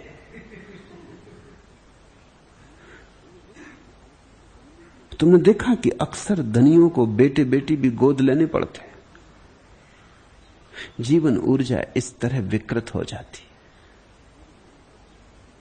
जीवन ऊर्जा इस तरह नष्ट हो जाती। धन इकट्ठे करने में लग गई तो अब बेटा पैदा करना मुश्किल हो जाता। खूब धन कमा लिया है, अब नींद में अड़चन क्या, सो क्यों नहीं जाते। और उन्होंने धन अपने ही हाथ से कमाया, बपोती से नहीं मिला है। और मैंने कहा कमाया किस लिए इतना अगर नींद गंवा दी। उन्होंने कहा मैं यही सोचता था कमाई की दौड़ में कि एक दिन जब सब ठीक हो जाएगा, चलो कुछ दिन ना सोए तो चलेगा। धीरे धीरे ना सोना आदत का हिस्सा हो गया। चिंताएं इतनी हैं भागदौड़ की। अब हालांकि चिंता का कोई कारण नहीं है, लेकिन अब पुरानी आदत पड़ गई। अब घाव में हाथ डाल के आदमी पुराने घाव को ही उघाड़ता रहता। कुछ न बचे चिंता का तो भी मस्तिष्क चलता रहता, मशीन चलती रहती। अब वो चुप नहीं होता मस्तिष्क। 50 साल तक निरंतर जिस तरह दौड़ाया वैसी दौड़ने की आदत हो गई। अब वो विक्षिप्त हो गया है। तो अच्छी सैया है लेकिन नींद खो गई। भोग का साधन उपलब्ध है लेकिन भोग की सुविधा ना रही। अच्छा भोजन उपलब्ध है लेकिन खाना पड़ता साग भाजी, इससे ज्यादा कुछ खा नहीं सकते। दाल का पानी पीते। भोग का सब साधन उपलब्ध है लेकिन अब भूख खो गई। जीवन गंवा दिया इकट्ठा करने में। सुख तो तुम्हारी संवेदनशीलता पर निर्भर है। ऐसा समझो कि फूल इकट्ठे करने में तुम्हारी नाक कट गई। जब तक फूल इकट्ठे हो पाए तब तक नाक न बची। अब सुगंध लेने की क्षमता न रही। महल बनाया था कि इसके भीतर शांति से विश्राम करेंगे। महल तो बन गया लेकिन महल बनाने में जो श्रम करना पड़ा, जो दौड़ धूप करनी पड़ी, वो आदत अब एकदम नहीं छूट सकती। अब मकान तो बन गया, अब भीतर बैठे लेकिन विश्राम नहीं कर सकते। विश्राम करना कोई छोटी मोटी बात थोड़ी कि जब चाह कर लिया। उसका भी जीवन में एक तारतम्य होना चाहिए। हर कोई थोड़ी विश्राम कर सकता है। विश्राम के लिए एक गहरी कला होनी चाहिए कि तुम अपने को विराम दे सको। तुम अपने मन को जब चाहो तब कह सको बस ठहर, और मन ठहर जाए, तो विश्राम हो सकता है। मन को कभी ठहराया नहीं। ध्यान का कभी एक क्षण न जाना, प्रेम का कभी एक क्षण न जाना। प्रेम की फुर्सत कहां? जिसको धन की दौड़ लगी उसको प्रेम की फुर्सत नहीं। और धन का पागल प्रेम से बचता भी है, क्योंकि प्रेम में खतरा है। मैं एक घर में कुछ दिनों तक रहता था। वो जो सज्जन थे जिनका घर था, उनको मैं गौर से देखता, ना तो वो कभी अपनी पत्नी से बात करते दिखाई पड़ते, ना अपने बच्चों के साथ खेलते दिखाई पड़ते। वो एकदम तीर की तरह घर में आते, सीधा देखते जमीन की तरफ और तीर की तरह जाते। मैंने एक दिन उन्हें रोका। मैंने कहा मामला क्या है, बात क्या है? आप कभी पत्नी के पास बैठे दिखाई नहीं पड़ते कि गपशप करते हो। कभी आपके घर मेहमान दिखाई नहीं पड़ते आते हुए। कभी यह भी नहीं होता कि मैं आपको बच्चों के साथ बगीचे में देखूं। कभी आपको बगीचे में भी नहीं दिखता। बगीचा बहुत सुंदर है लेकिन आप कभी वहां दिखाई नहीं पड़ते। मामला क्या है? उन्होंने कहा कि मामला यह है, अगर बच्चे से जरा ही मीठा बोलो वो फौरन रुपए की मांग करता। मीठे बोले नहीं कि फंसे, कि वो जेब में हाथ डाला। पत्नी से जरा ही मीठा बोलो कि समझो कोई हार खरीदना कि कोई गहना बाजार में आ गया है, कि नई साड़ी आ गई, तो धीरे धीरे मैंने ये देख लिया कि मुस्कुराहट तो बड़ी कीमती, महंगी पड़ती। तो मैं अपने को बिल्कुल दूर रखता हूं।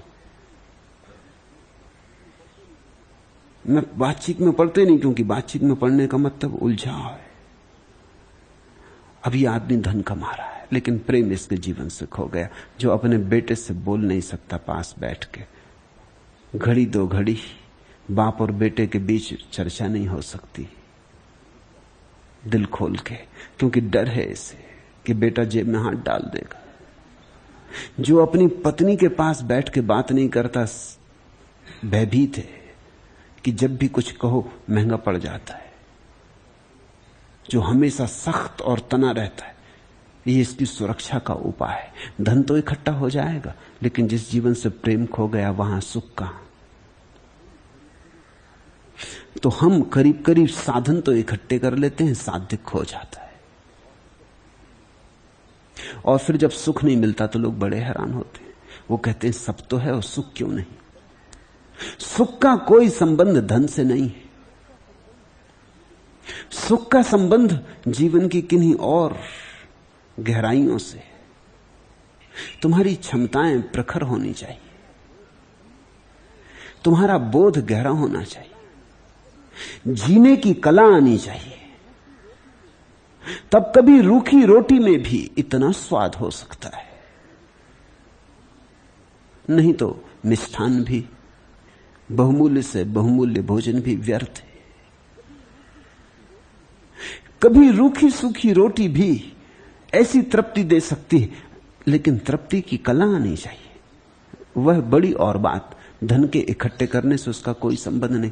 अक्सर तो मैं देखता हूं कि धनी अविकसित रह जाता है, उसकी जीवन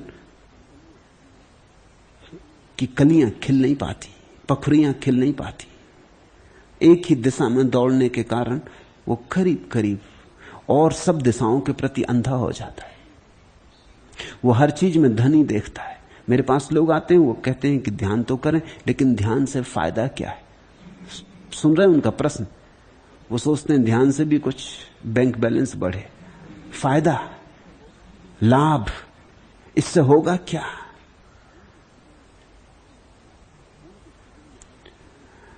उनके जीवन में ऐसी कोई चीज नहीं रह जाती जो वो स्वांतः सुखाय कर सके, जो वो कह सकें कि सुख के लिए करते।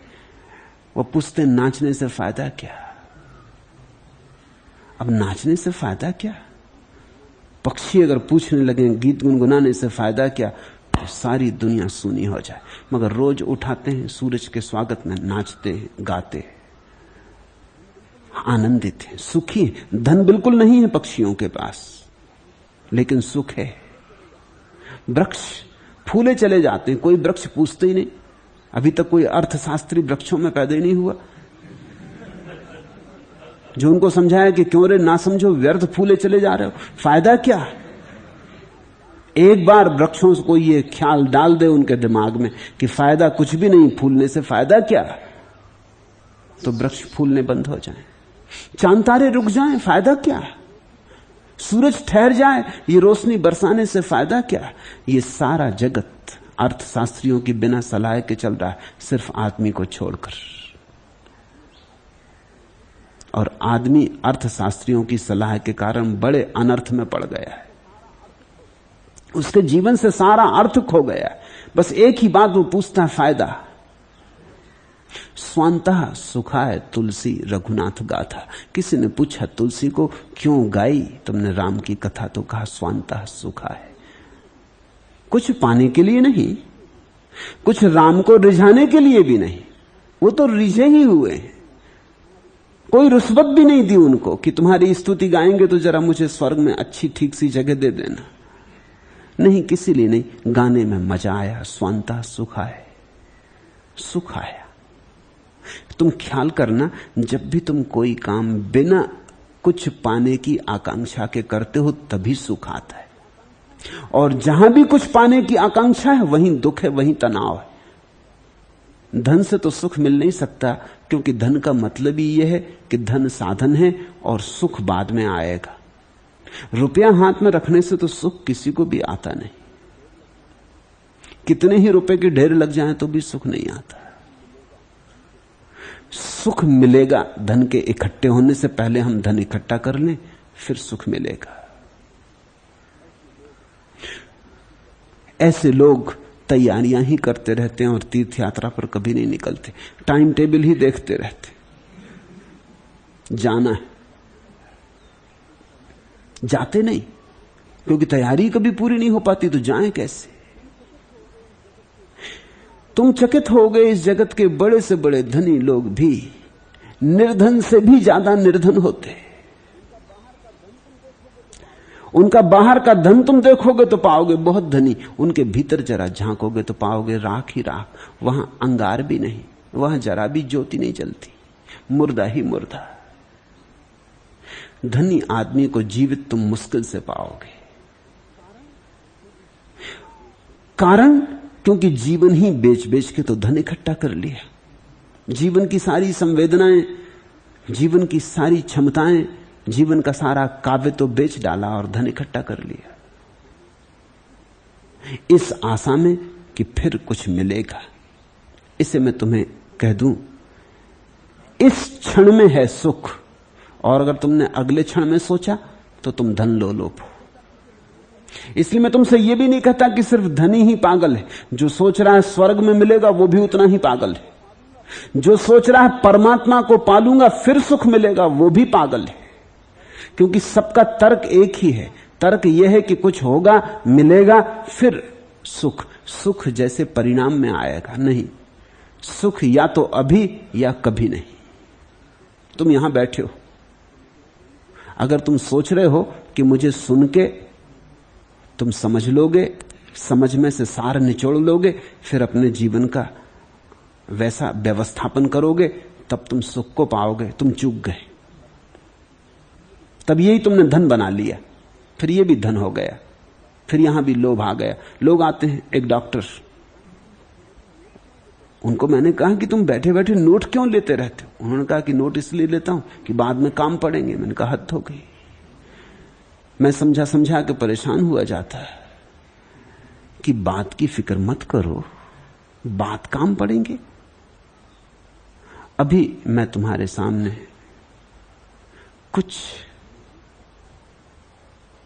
मौजूद कर रहा हूं, तुम सुख ले लो, तुम सुखी हो जाओ। सुखी भवेत, अभी और यही। तुम ये क्षण जो सुख का बह रहा है मेरे और तुम्हारे बीच, इसे नोट लेके खराब कर रहे। तुम धन इकट्ठा कर रहे, फिर नोट यानी धन, फिर पीछे काम पड़ेंगे, फिर देख लेंगे उल्टा के कापी, फिर संभाल कर रख लेंगे, फिर इसके अनुसार जीवन को बनाएंगे। ये टाइम टेबल बन जाएगा, लेकिन यात्रा कभी ना होगी। एक गांव में रामलीला हो रही थी। लंका से लौटते हैं राम, सीता, हनुमान, तो उतरता है पुष्पक विमान, रामलीला का विमान। तो एक रस्सी से बांध के एक डोला नीचे उतारा हुआ था, उसमें बैठते और रस्सी खींच ली जाती। अब ऊपर जो चढ़ा था अंधेरे में बैठा हुआ, उसको कुछ ठीक समय का बोध ना रहा। इसके पहले कि रामचंद्र जी चढ़ते उसने डोला खींच लिया। तो खड़े रह गए रामचंद्र जी, लक्ष्मण जी, हनुमान जी। हनुमान जी ने थोड़ी उछल कूद भी की, मगर फिर भी न पहुंच पाए, डोला एकदम चले ही गया। छोटे छोटे बच्चे थे गांव के जो बने थे, राम लक्ष्मण। तो लक्ष्मण ने पूछा अपने रामचंद्र जी से कि बड़े भैया, अगर आपके सूटकेस में टाइम टेबल हो तो देख के बताएं दूसरा हवाई जहाज कब छूटेगा।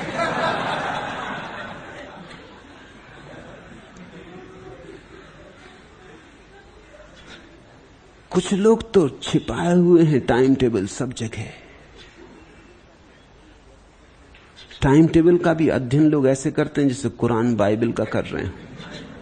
मैं ट्रेन में बहुत दिनों तक सफर करता था तो मैं देखता था टाइम टेबल लिए बैठे उसका अध्ययन कर रहे हैं। मैं कभी कहता भी कि आप घंटों से टाइम टेबल का अध्ययन कर रहे हैं, इसमें अध्ययन करने जैसा है भी क्या? वो कहते तो बैठे बैठे क्या करें। तो टाइम टेबल का अध्ययन कर रहे हैं, योजना बना रहे होंगे मन में, कुछ ट्रेनों का इंतजाम बिठा रहे होंगे कुछ। तुम अपने जीवन को गौर से देखना, कहीं तुम्हारा जीवन समय सारणी का अध्ययन ही तो नहीं हो गया है। धन होगा, पद होगा, प्रतिष्ठा होगी, बड़ा मकान होगा, बड़ी कार होगी, तब तुम सुख से रहोगे, तो तुम कभी सुख से ना रहोगे। सुख से रहना हो तो अभी, अन्यथा कभी नहीं। सारे धन कमाकर मनुष्य अतिशय भोगों को पाता है, लेकिन सबके त्याग के बिना सुखी नहीं होता। और ध्यान रखना, अष्टावक्र के त्याग का यह अर्थ नहीं है कि तुम सब छोड़ के जंगल भाग जाओ, क्योंकि वो जो सब छोड़ के जंगल भागता है उसकी भी दृष्टि अभी भ्रांत है। वो सोच रहा है कि अब जंगल पहुंच के सुखी होऊंगा, फिर धन की यात्रा शुरू हो गई। अष्टावक्र का सूत्र यही है, तत्क्षण अभी यहीं जहां हो वहीं सुखी हो जाओ। तुम त्याग भी धन की ही भाषा में करते हो। एक आदमी त्याग करता है तो वो सोचता, भीतर गणित बिठाता है, इतना त्याग करेंगे तो कितना मोक्ष मिलेगा। वहां भी सौदा है, इतने उपवास करेंगे तो स्वर्ग की किस सीढ़ी पे पहुंचेंगे? कितने उपवास करने से और कितना शरीर को गलाने तपाने से सिद्ध शिला पर विराजमान होंगे?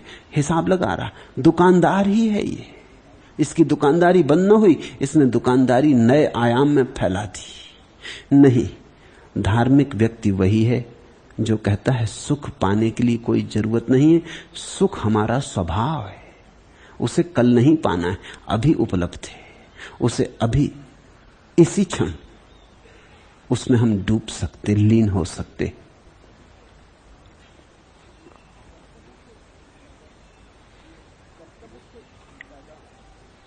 कर्तव्य से पैदा हुए दुख रूप सूर्य के ताप से जला है अंतर्मन जिसका, ऐसे पुरुष को शांत रूपी अमृतधारा की वर्षा के बिना सुख कहां। कर्तव्य दुख मार्तंड ज्वाला दग्धांत रात्मना, कुतः प्रसम पीयूष धारा सारामृते सुखम। कर्तव्य से पैदा हुए दुख रूपी सूर्य के ताप से जला है अंतर्मन जिसका। ख्याल करना, तुम जो भी धन इकट्ठा करते हो इसलिए इकट्ठा करते हो कि तुम सोचते हो कि तुम इकट्ठा कर सकते हो, तुम करता हो। जो है वो मिला है, उसे इकट्ठा करने की जरूरत ही नहीं। परमात्मा मिला है, उसे अर्जित नहीं करना, वह तुम्हारा स्वभाव है। सच्चिदानंद तुम हो। लेकिन आदमी सोचता अर्जित करना होगा, कमाई करनी होगी, सुख के लिए इंतजाम करना होगा, तो आदमी कर्ता बन जाता। वो कहता ऐसा करूंगा, इतना इतना कर लूंगा। फिर तुम कर्ता बने कि तुम जले। ये वचन सुनो, कर्तव्य से पैदा हुए दुख रूप सूर्य के ताप से जला है अंतर्मन जिसका। जो कर्ता के कारण ही दग्ध हुआ जा रहा है कि मुझे करना है। इतना विराट विश्व चल रहा है, तुम कभी आंख खोल के नहीं देखते, कोई कर्ता नहीं दिखाई पड़ता और सब हो रहा है। जीसस ने अपने शिष्यों को कहा, देखो खेत में लगे फूलों को, लिली के ये छोटे छोटे फूल ना तो श्रम करते, ना अर्जन करते, फिर भी कैसे सुंदर है, कैसे मनमोहक। सम्राट सोलोमन भी अपनी सारी साज सज्जा में इतना सुंदर न था।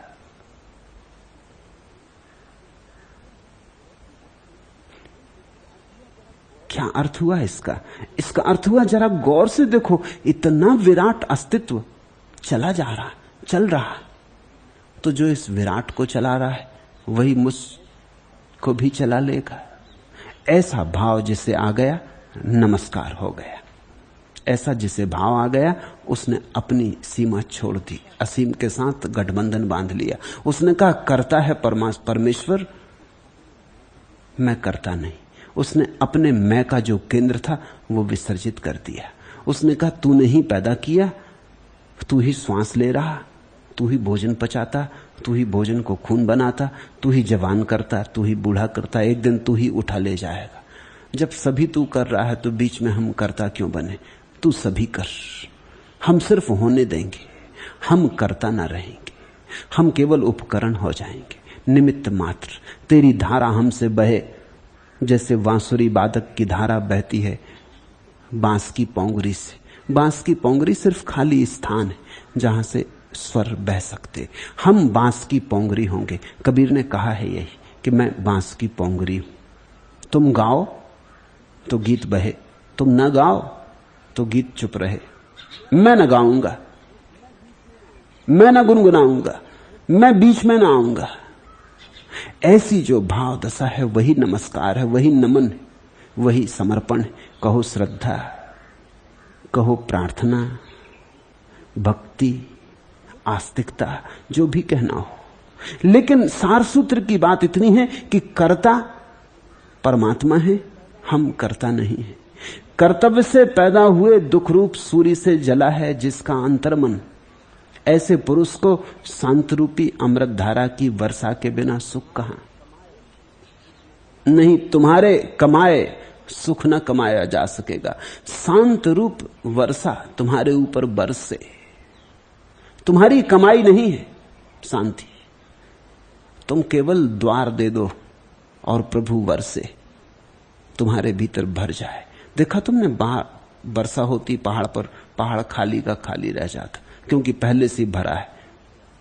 फिर वही वर्षा नीचे आती, गड्ढों में भर जाती और झीलें बन जाती, मानसरोवर निर्मित हो जाती। क्यों झील भर जाती? क्योंकि झील खाली थी। जो खाली है वो भर जाएगा, जो भरा है वो खाली रह जाएगा। तो अगर तुम अपने अहंकार से बहुत भरे हो कि मैं करता, मैं धरता, मैं ये, मैं वो, अगर तुम्हारे भीतर ये सब बातें भरी हैं तो तुम खाली रह जाओगे। परमात्मा बरसता है लेकिन तुम झील ना बन पाओगे। तुम खाली हो तो उसकी अमृत धारा तुम्हें भर दे, और तभी है शांति। कुतः प्रसम पीयूष धारा सारमृते सुखम। उसकी अमृत धारा की वर्षा के बिना किसको शांति मिलती? शांति तुम्हारे करने का परिणाम नहीं है, तुम्हारे अकर्ता हो जाने की सहज दशा है। यह संसार भावना मात्र है, परमार्थता यह कुछ भी नहीं है। भाव रूप और अभाव रूप पदार्थों में स्थित स्वभाव का अभाव नहीं। यह संसार भावना मात्र है। इस संसार में तुम जो देख रहे हो वैसा नहीं, क्योंकि तुम्हारे पास देखने वाली कोरी आंख नहीं। तुम्हारी आंख किन्हीं भावनाओं से भरी, तो तुम्हारी भावना प्रक्षेपित हो जाती। संसार के पर्दे पर तुम वही देख लेते हो जो तुम देखना चाहते हो या देखने को आतुर हो।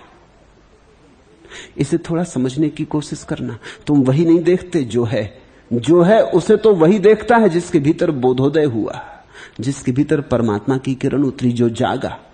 तुम तभी वही देखते हो जो देखना चाहते हो। ऐसा समझो, एक आदमी भूखा सो गया तो रात सपना देखता है कि राजमहल में भोजन पर आमंत्रित हुआ है। न कोई राजमहल है, न कोई भोजन है, लेकिन भूखा आदमी भोजन के सपने देखता है। देखेगा, तुमने अगर कभी उपवास किया हो तो तुम्हें पता होगा, न किया हो तो करके देखना। महत्वपूर्ण अनुभव है, उपवास का नहीं, रात भोजन में सपने का। जो भी तुम्हारे जीवन में वंचित रह गया है और वासना बनी रह गई, तुम रात सपने में उसे दोहरा लेते हो। लेकिन तुम्हारा दिन भी तुम्हारी रात से बहुत भिन्न नहीं है, होगा भी नहीं। तुम्हारी रात है, तुम्हारा दिन है। वही मन रात में है, वही मन दिन में है। दिन में जरा तुम होशियारी करते हो, रात में बिल्कुल होशियारी छोड़ देते हो, मगर दोनों में कोई गुणात्मक भेद नहीं, परिमाण का भेद है। तुम वही देख लेते हो जो तुम देखना चाहते हो। मैं एक मित्र के साथ गंगा के किनारे बैठा था। अचानक मित्र उठा और उसने कहा कि रुके, मुझसे ना रहा जाएगा। ये स्त्री जो तट के किनारे बाल संवार रही, उसे मैं देख के आऊं, सुंदर मालूम होती। मैंने कहा देखाओ, क्योंकि भाव उठा है तब रुकना ठीक नहीं। वो वहां गया, वहां से सिर पीटता लौटा। मैंने कहा मामला क्या है? वो कहने लगा वो तो एक साधु है। पीठ थी हमारी तरफ, साधु महाराज के बड़े बाल, सुंदर देह थी। सिर पीटता लौट आया। मैंने कहा क्या मामला हुआ, क्या स्त्री कुरूप निकली? उसने कहा स्त्री ही ना निकली, कुरूप भी निकलती तो भी ठीक था, मगर स्त्री ही ना निकली। कोई साधु महाराज, इन साधुओं के कारण भी बड़ी झंझट है। वो कहने लगा कब साधु का इसमें क्या कसूर है?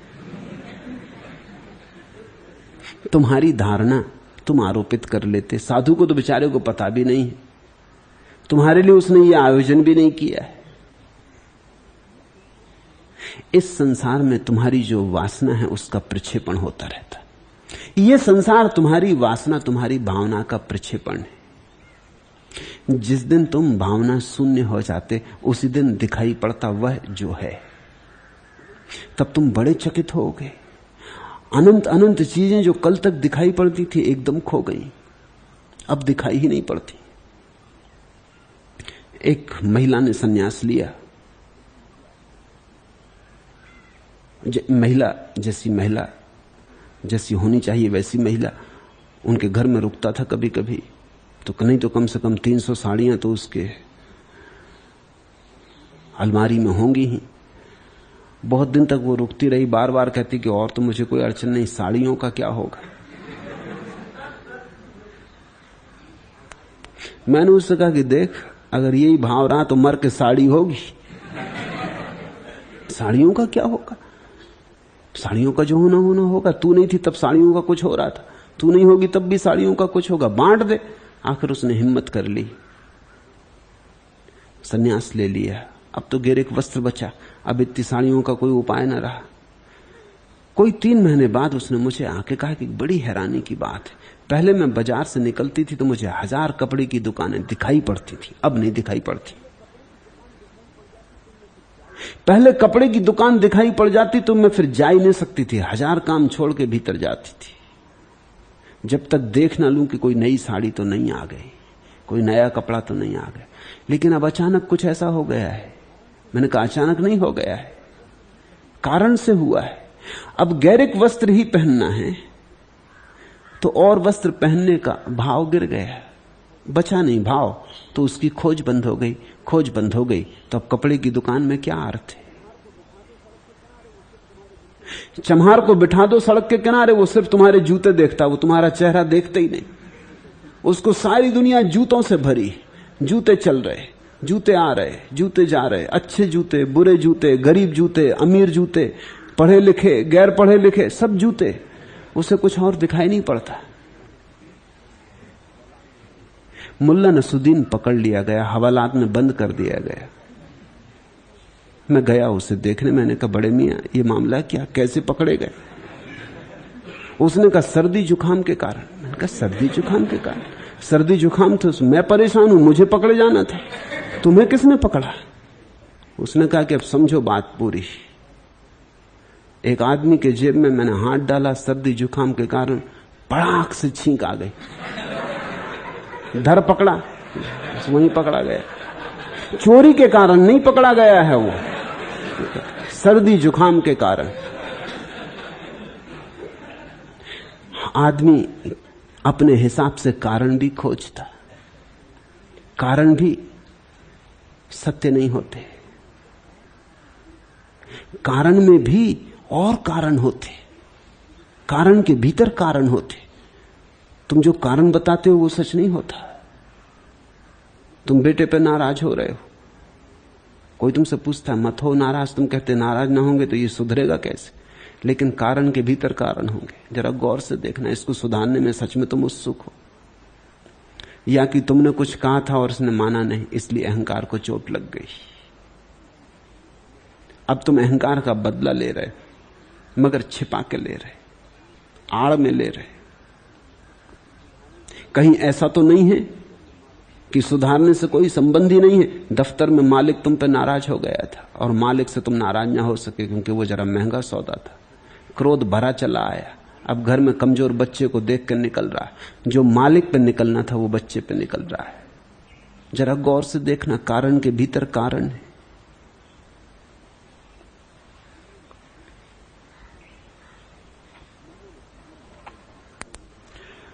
मुल्ला नसुद्दीन एक दिन रात 2 बजे सड़क से निकल रहा है। एक पुलिस वाले ने उसे पकड़ा और कहा कि महानुभाव, रात के 2 बजे तुम कहां जा रहे हो? तो उसने कहा भाषण सुनने। कमाल है, उस कांस्टेबल ने कहा रात के 2 बजे भाषण सुनने? कौन बैठा भाषण देने को यहां 2 बजे रात? होश की बातें करो, पी पा के तो नहीं चल रहे हो? नसुद्दीन ने कहा आपको मेरी पत्नी का पता नहीं हुजूर, 2 बजे क्या, पूरी रात बैठी रहेगी जब तक मैं न जाऊं, जब तक मुझे भाषण न सुनाए तब तक वो सो नहीं सकती। भाषण सुनने जा रहा हूं। कारण के भीतर कारण है, अपने अपने कारण है। तुम जरा गौर से देखना, तुम जीवन की परत दर परत में ऐसा पाओगे।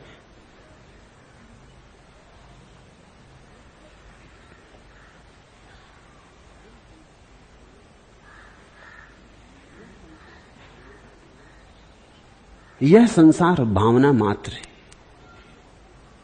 भवो अयम भावना मात्रो न किंचित परमार्थता। इसकी कोई पारमार्थिक सत्ता नहीं है। तुमने जो संसार अब तक देखा है वो तुम्हारी भावनाओं का ही संसार है। तुमने वह तो देखा ही नहीं जो है, जिससे कृष्णमूर्ति कहते हैं दैट विच इज, जो है वो तो तुमने देखा नहीं।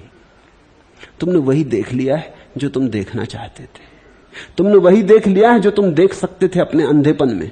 तुमने वही देख लिया है जो तुम देख सकते थे अपनी बेहोशी में। तुमने वही देख लिया जो तुम देख सकते थे अपनी विक्षिप्तता में। तुमने कुछ का कुछ देख लिया है।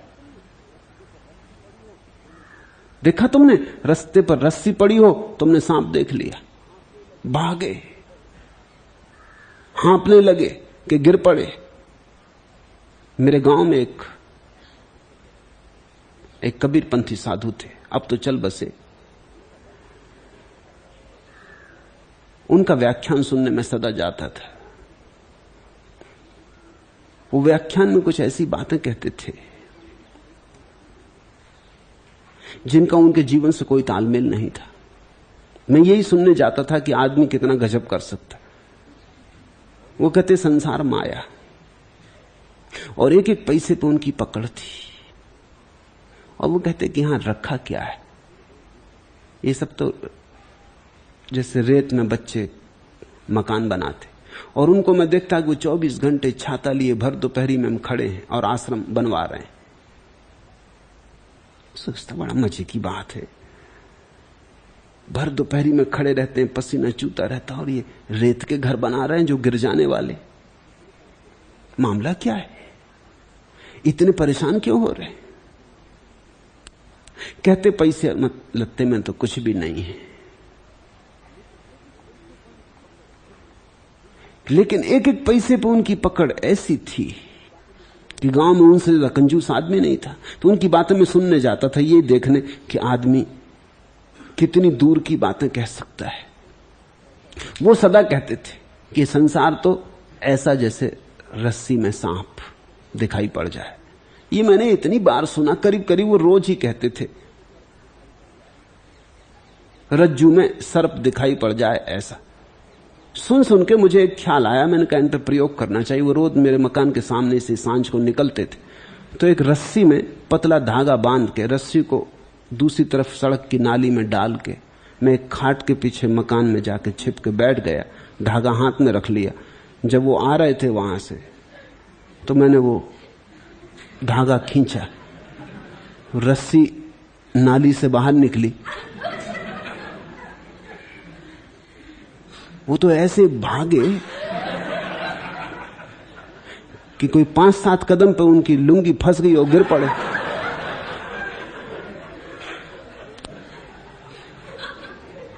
इतना मैंने भी ना सोचा था।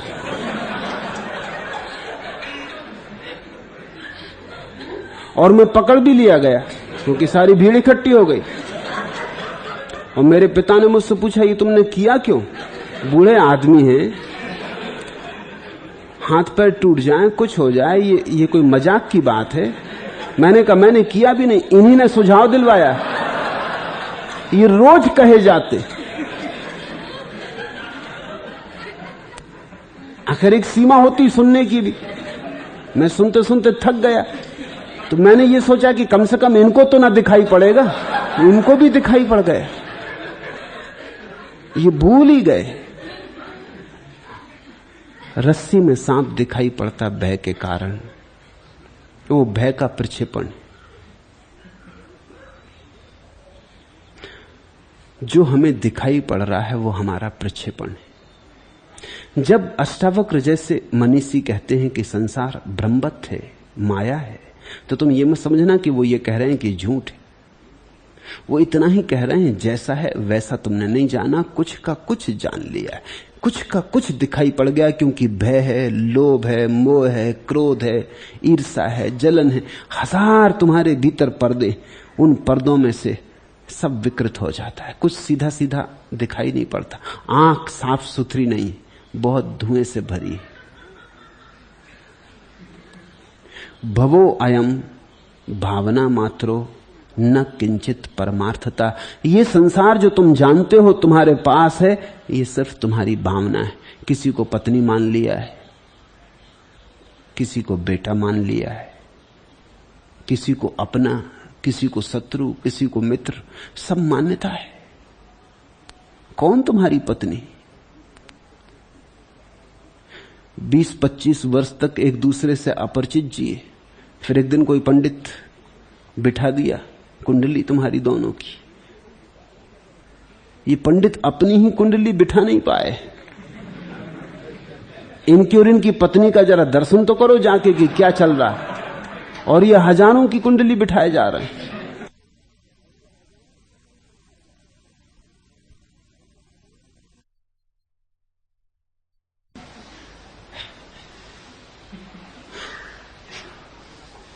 उस आधार पे विवाह हो गया, हवन यज्ञ करके 7 चक्कर लगवा दिए।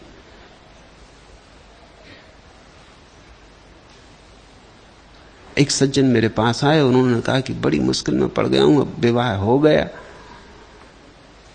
भांवर पड़ गई, 7 चक्कर लग गए और बनती तो बिल्कुल नहीं है। ऐसा कष्ट झेल रहे हैं दोनों कि जिसका कोई हिसाब नहीं। तो मैंने कहा तुम उल्टे चक्कर क्यों नहीं लगा लेते? 7 खत्म करो मामला, ये चक्कर ही का मामला है ना। ऐसे लगाए थे अब वैसे लगा लो,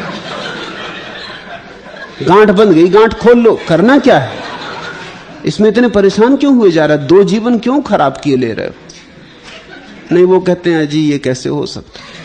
अब जब बन सकते हैं साथ डालने से तो खुल क्यों नहीं सकते? मेरी समझ में नहीं आता।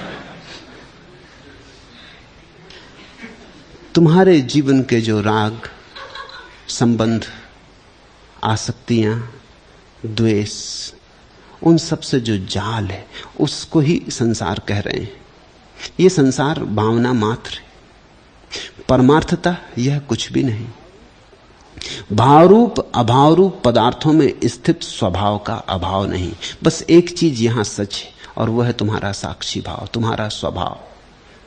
कुछ है, कुछ नहीं भी है। कुछ नहीं को तुमने है जैसा मान लिया है, कुछ है को तुमने नहीं जैसा मान लिया है। ये सब तो ठीक है, लेकिन इन सब के बीच अगर एक ही कोई चीज सत्य है, परमार्थिक रूप से, आत्यंतिक रूप से सत्य है, सत्य थी, सत्य है और सत्य रहेगी, तो वो तुम्हारा साक्षी भाव है। इसलिए उसको ही खोज लो। बाकी उलझाव में कुछ भी बहुत अर्थ नहीं है। दौड़ धूप होगी बहुत, पहुंचोगे कहीं भी नहीं, हाथ कुछ भी ना लगेगा, मुट्ठी खाली की खाली रह जाएगी। देखते दुनिया में बड़ा अद्भुत होता, बच्चे आते तो बंधी मुट्ठी आते, जाते तो खुली मुट्ठी चले जाते। ऐसा लगता आदमी कुछ लेके आता और गंवा के लौट जाता। बच्चों में तो कुछ मालूम भी होता है कि होगा कुछ आनंद, कुछ पुलक, कोई रस। बूढ़े बिल्कुल सूख जाते। होना तो उल्टा चाहिए, कुछ और जान के लौटते। ये संसार तो एक पाठशाला थी, कुछ सीख के लौटते, कुछ और होश से भर के लौटते, लेकिन और बेहोश होकर लौट जाते। आत्मा का स्वभाव दूर नहीं है, वह समीप या परिच्छिन्न भी नहीं है। वह निर्विकल्प, निरायास, निर्विकार और निरंजन है। न दूरम न चा संकोचात लब्धम एव आत्मना पदम। न तो आत्मा दूर है और न पास है, क्योंकि आत्मा भीतर है। दूर और पास तो पराई चीज होती। वस्तुतः जिसको हम पास कहते हैं वो भी तो दूर है, थोड़ी कम दूर है, लेकिन दूर तो है ही। कोई मेरे से 5 फीट दूर बैठा, कोई 10 फीट, कोई 15 फीट, कोई 1000 फीट, कोई 1000 मील, कोई करोड़ मील, मगर दूर तो सभी हैं। जिसको हम पास कहते हैं वो भी तो दूर है। पास भी तो दूर को ही नापने का ढंग हुआ। पास होके भी कौन पास हो पाता? ज्ञानी तो कहते हैं ये देह भी दूर है, बहुत पास है, पर इससे क्या फर्क पड़ता है? सिर्फ चैतन्य, तुम्हारा साक्षी भाव, तुम्हारे भीतर जलती बोध की अग्नि, वही मात्र तुम हो। वह ना तो दूर न पास। न दूरम न चा संकोचात लब्धम एम आत्मना पदम।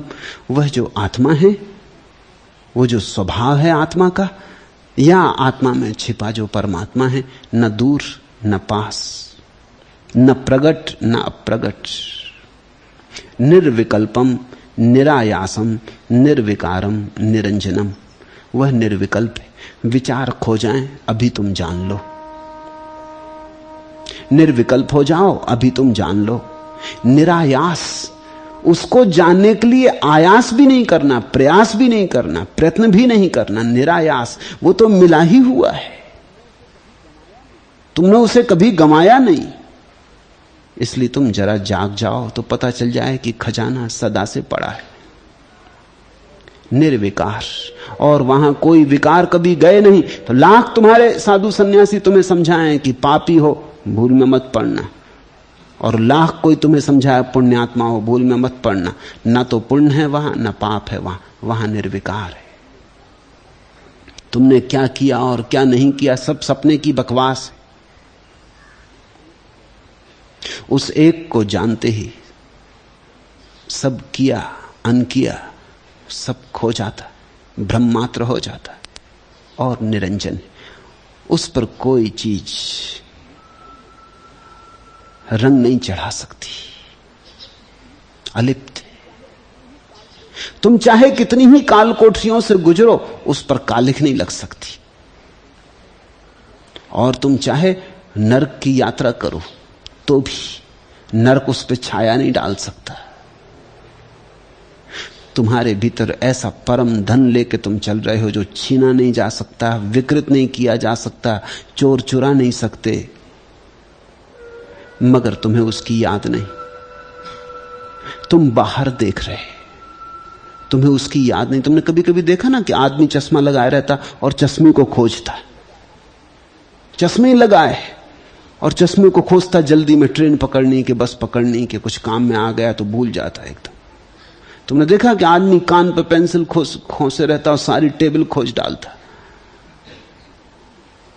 ऐसी ही कुछ भूल हो गई, बस ऐसी ही भूल हो गई, भीतर पड़ा है और तुम यहां वहां खोज रहे। फिर जब नहीं मिलता यहां वहां तो बेचैनी बढ़ती, बेचैनी में और भूल होती।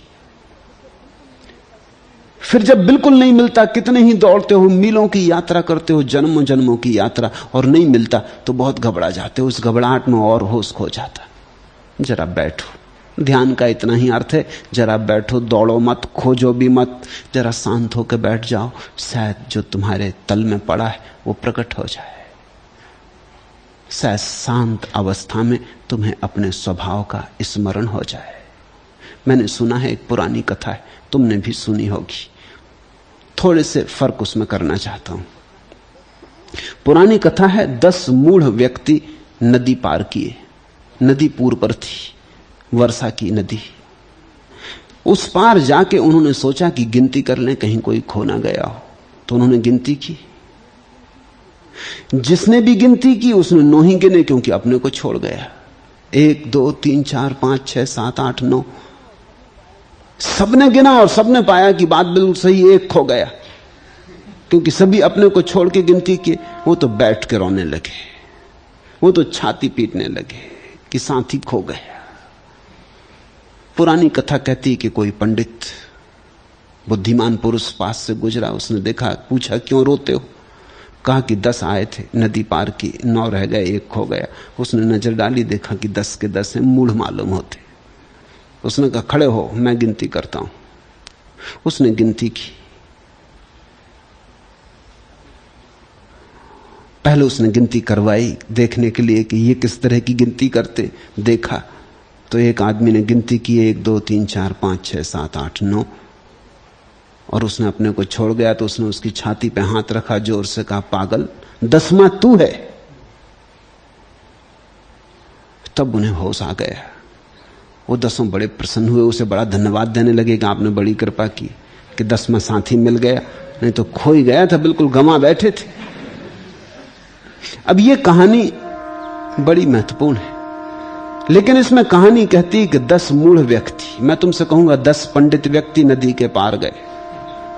इतना फर्क करूंगा क्योंकि मूढ़ कहीं गिनती की फिक्र करते, सुना तुमने कहीं मूढ़ और गिनती की फिक्र करें? मूढ़ का मतलब ही होता है जिसको गिनती नहीं आती। 9 तक जिसको आती है वो कोई मूढ़ है, उसको तो सारी गिनती आ गई। नहीं, 10 पंडित व्यक्तियों ने नदी पार की। बड़े ज्ञानी थे, वेद के ज्ञाता थे, कोई चतुर्वेदी, कोई त्रिवेदी, कोई द्विवेदी। बड़ी खोपड़ी में गिनती भरी थी, सारे सिद्धांत विचार सब उनके मालिक थे वो। उन्हें ख्याल आया, पंडित थे, सोचा कि कहीं कोई खो तो नहीं गया। और पंडित हो तो सीधे रास्ते तो जाते नहीं, पंडित तो तिरछे जाता, वो तो कान भी पकड़ता तो घूम के उल्टी तरफ से पकड़ता।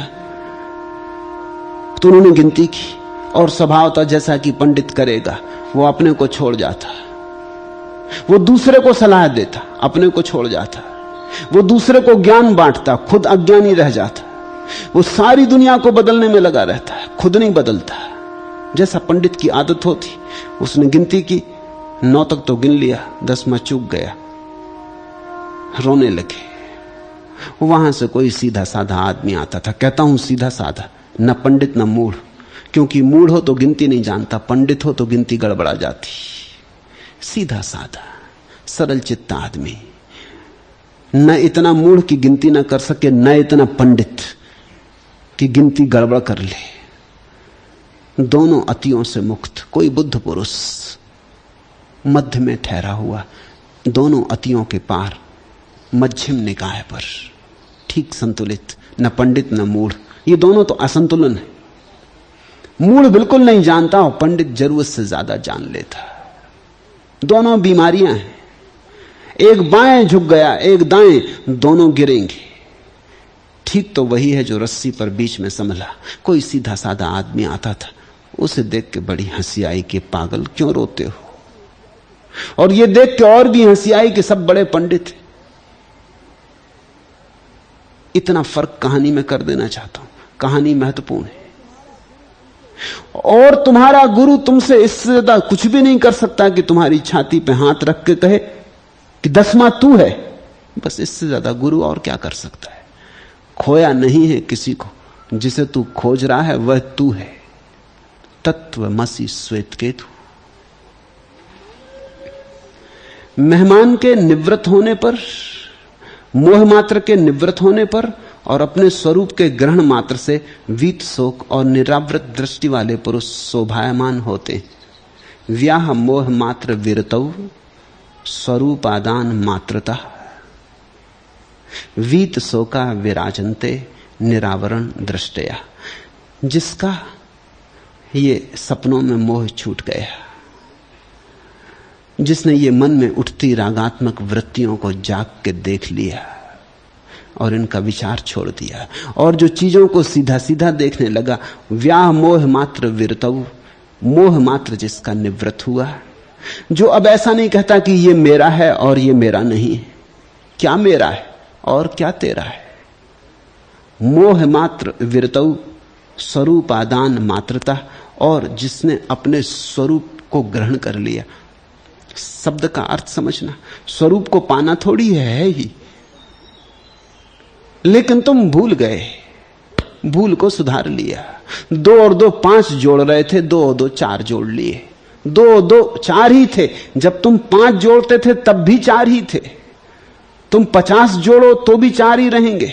तुम कुछ भी जोड़ो, इससे कोई फर्क नहीं पड़ता। तुम ना भी जोड़ो तो भी 2 और 2 4 ही हैं।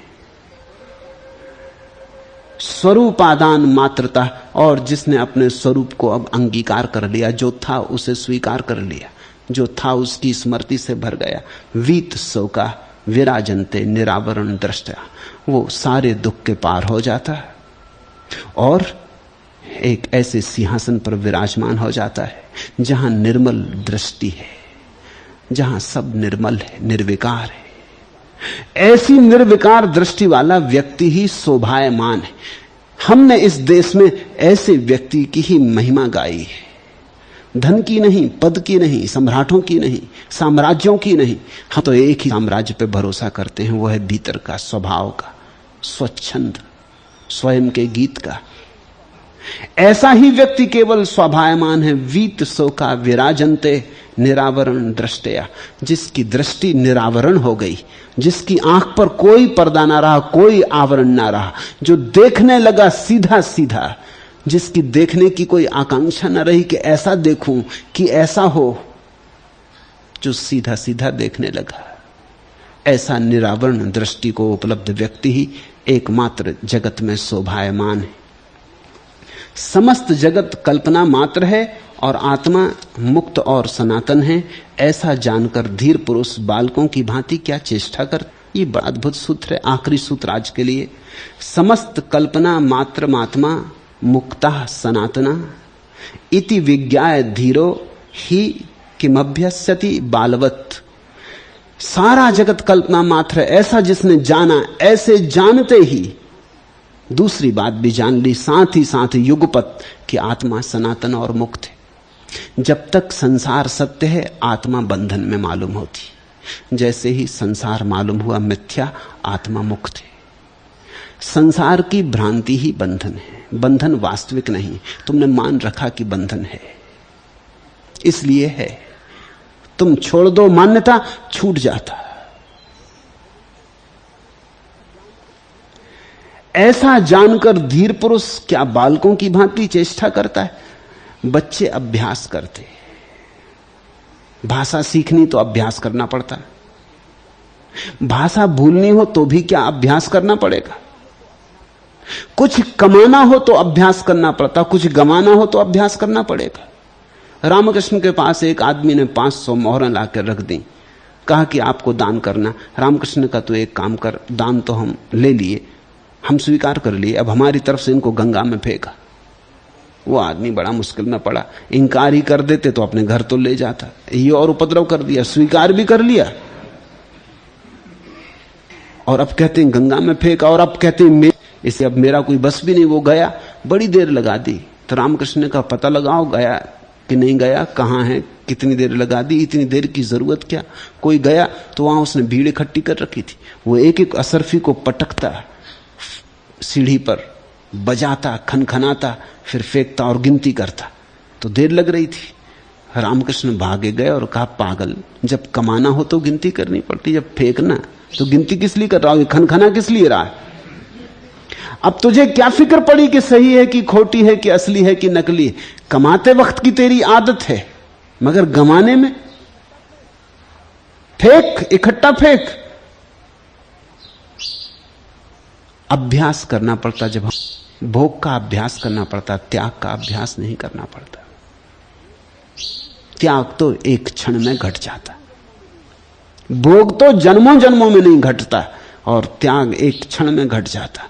त्याग के लिए समय की जरूरत ही नहीं, ज्ञान के लिए अभ्यास की जरूरत नहीं है, क्योंकि ज्ञान तुम्हारा स्वभाव है। अभ्यास तो उसका करना पड़ता जो स्वभाव नहीं।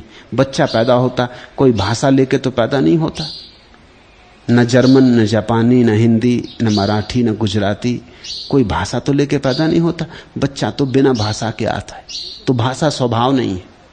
लेकिन मौन तो स्वभाव है। मौन तो लेके सभी बच्चे आते, जापान में पैदा हो कि चीन में कि जिसमें कि गुजरात में, क्या फर्क पड़ता है। मौन तो सभी बच्चे लेके आते। तो जिस दिन तुम मौन होना चाहो, क्या मौन का अभ्यास करना पड़ेगा। ये सूत्र बड़ा अद्भुत है। ये कह रहा है जो स्वाभाविक है उसका अभ्यास नहीं करना पड़ता। तुम अगर मौन होना चाहते हो, वस्तुता होना चाहते हो, इसी क्षण हो सकते हो। भाषा सीखी हुई है, मौन तो अनसीखा हुआ है, तुम्हारा स्वभाव है। अष्टावक्र के सारी महागीता का सार सूत्र इतना है कि जो तुम्हें पाना है वो मिला हुआ है। तुम बस जागो और मालिक हो जाओ, दावा करो और मालिक हो जाओ। परमात्मा तुम्हारा। हरिओम तत्सत। आज इतना।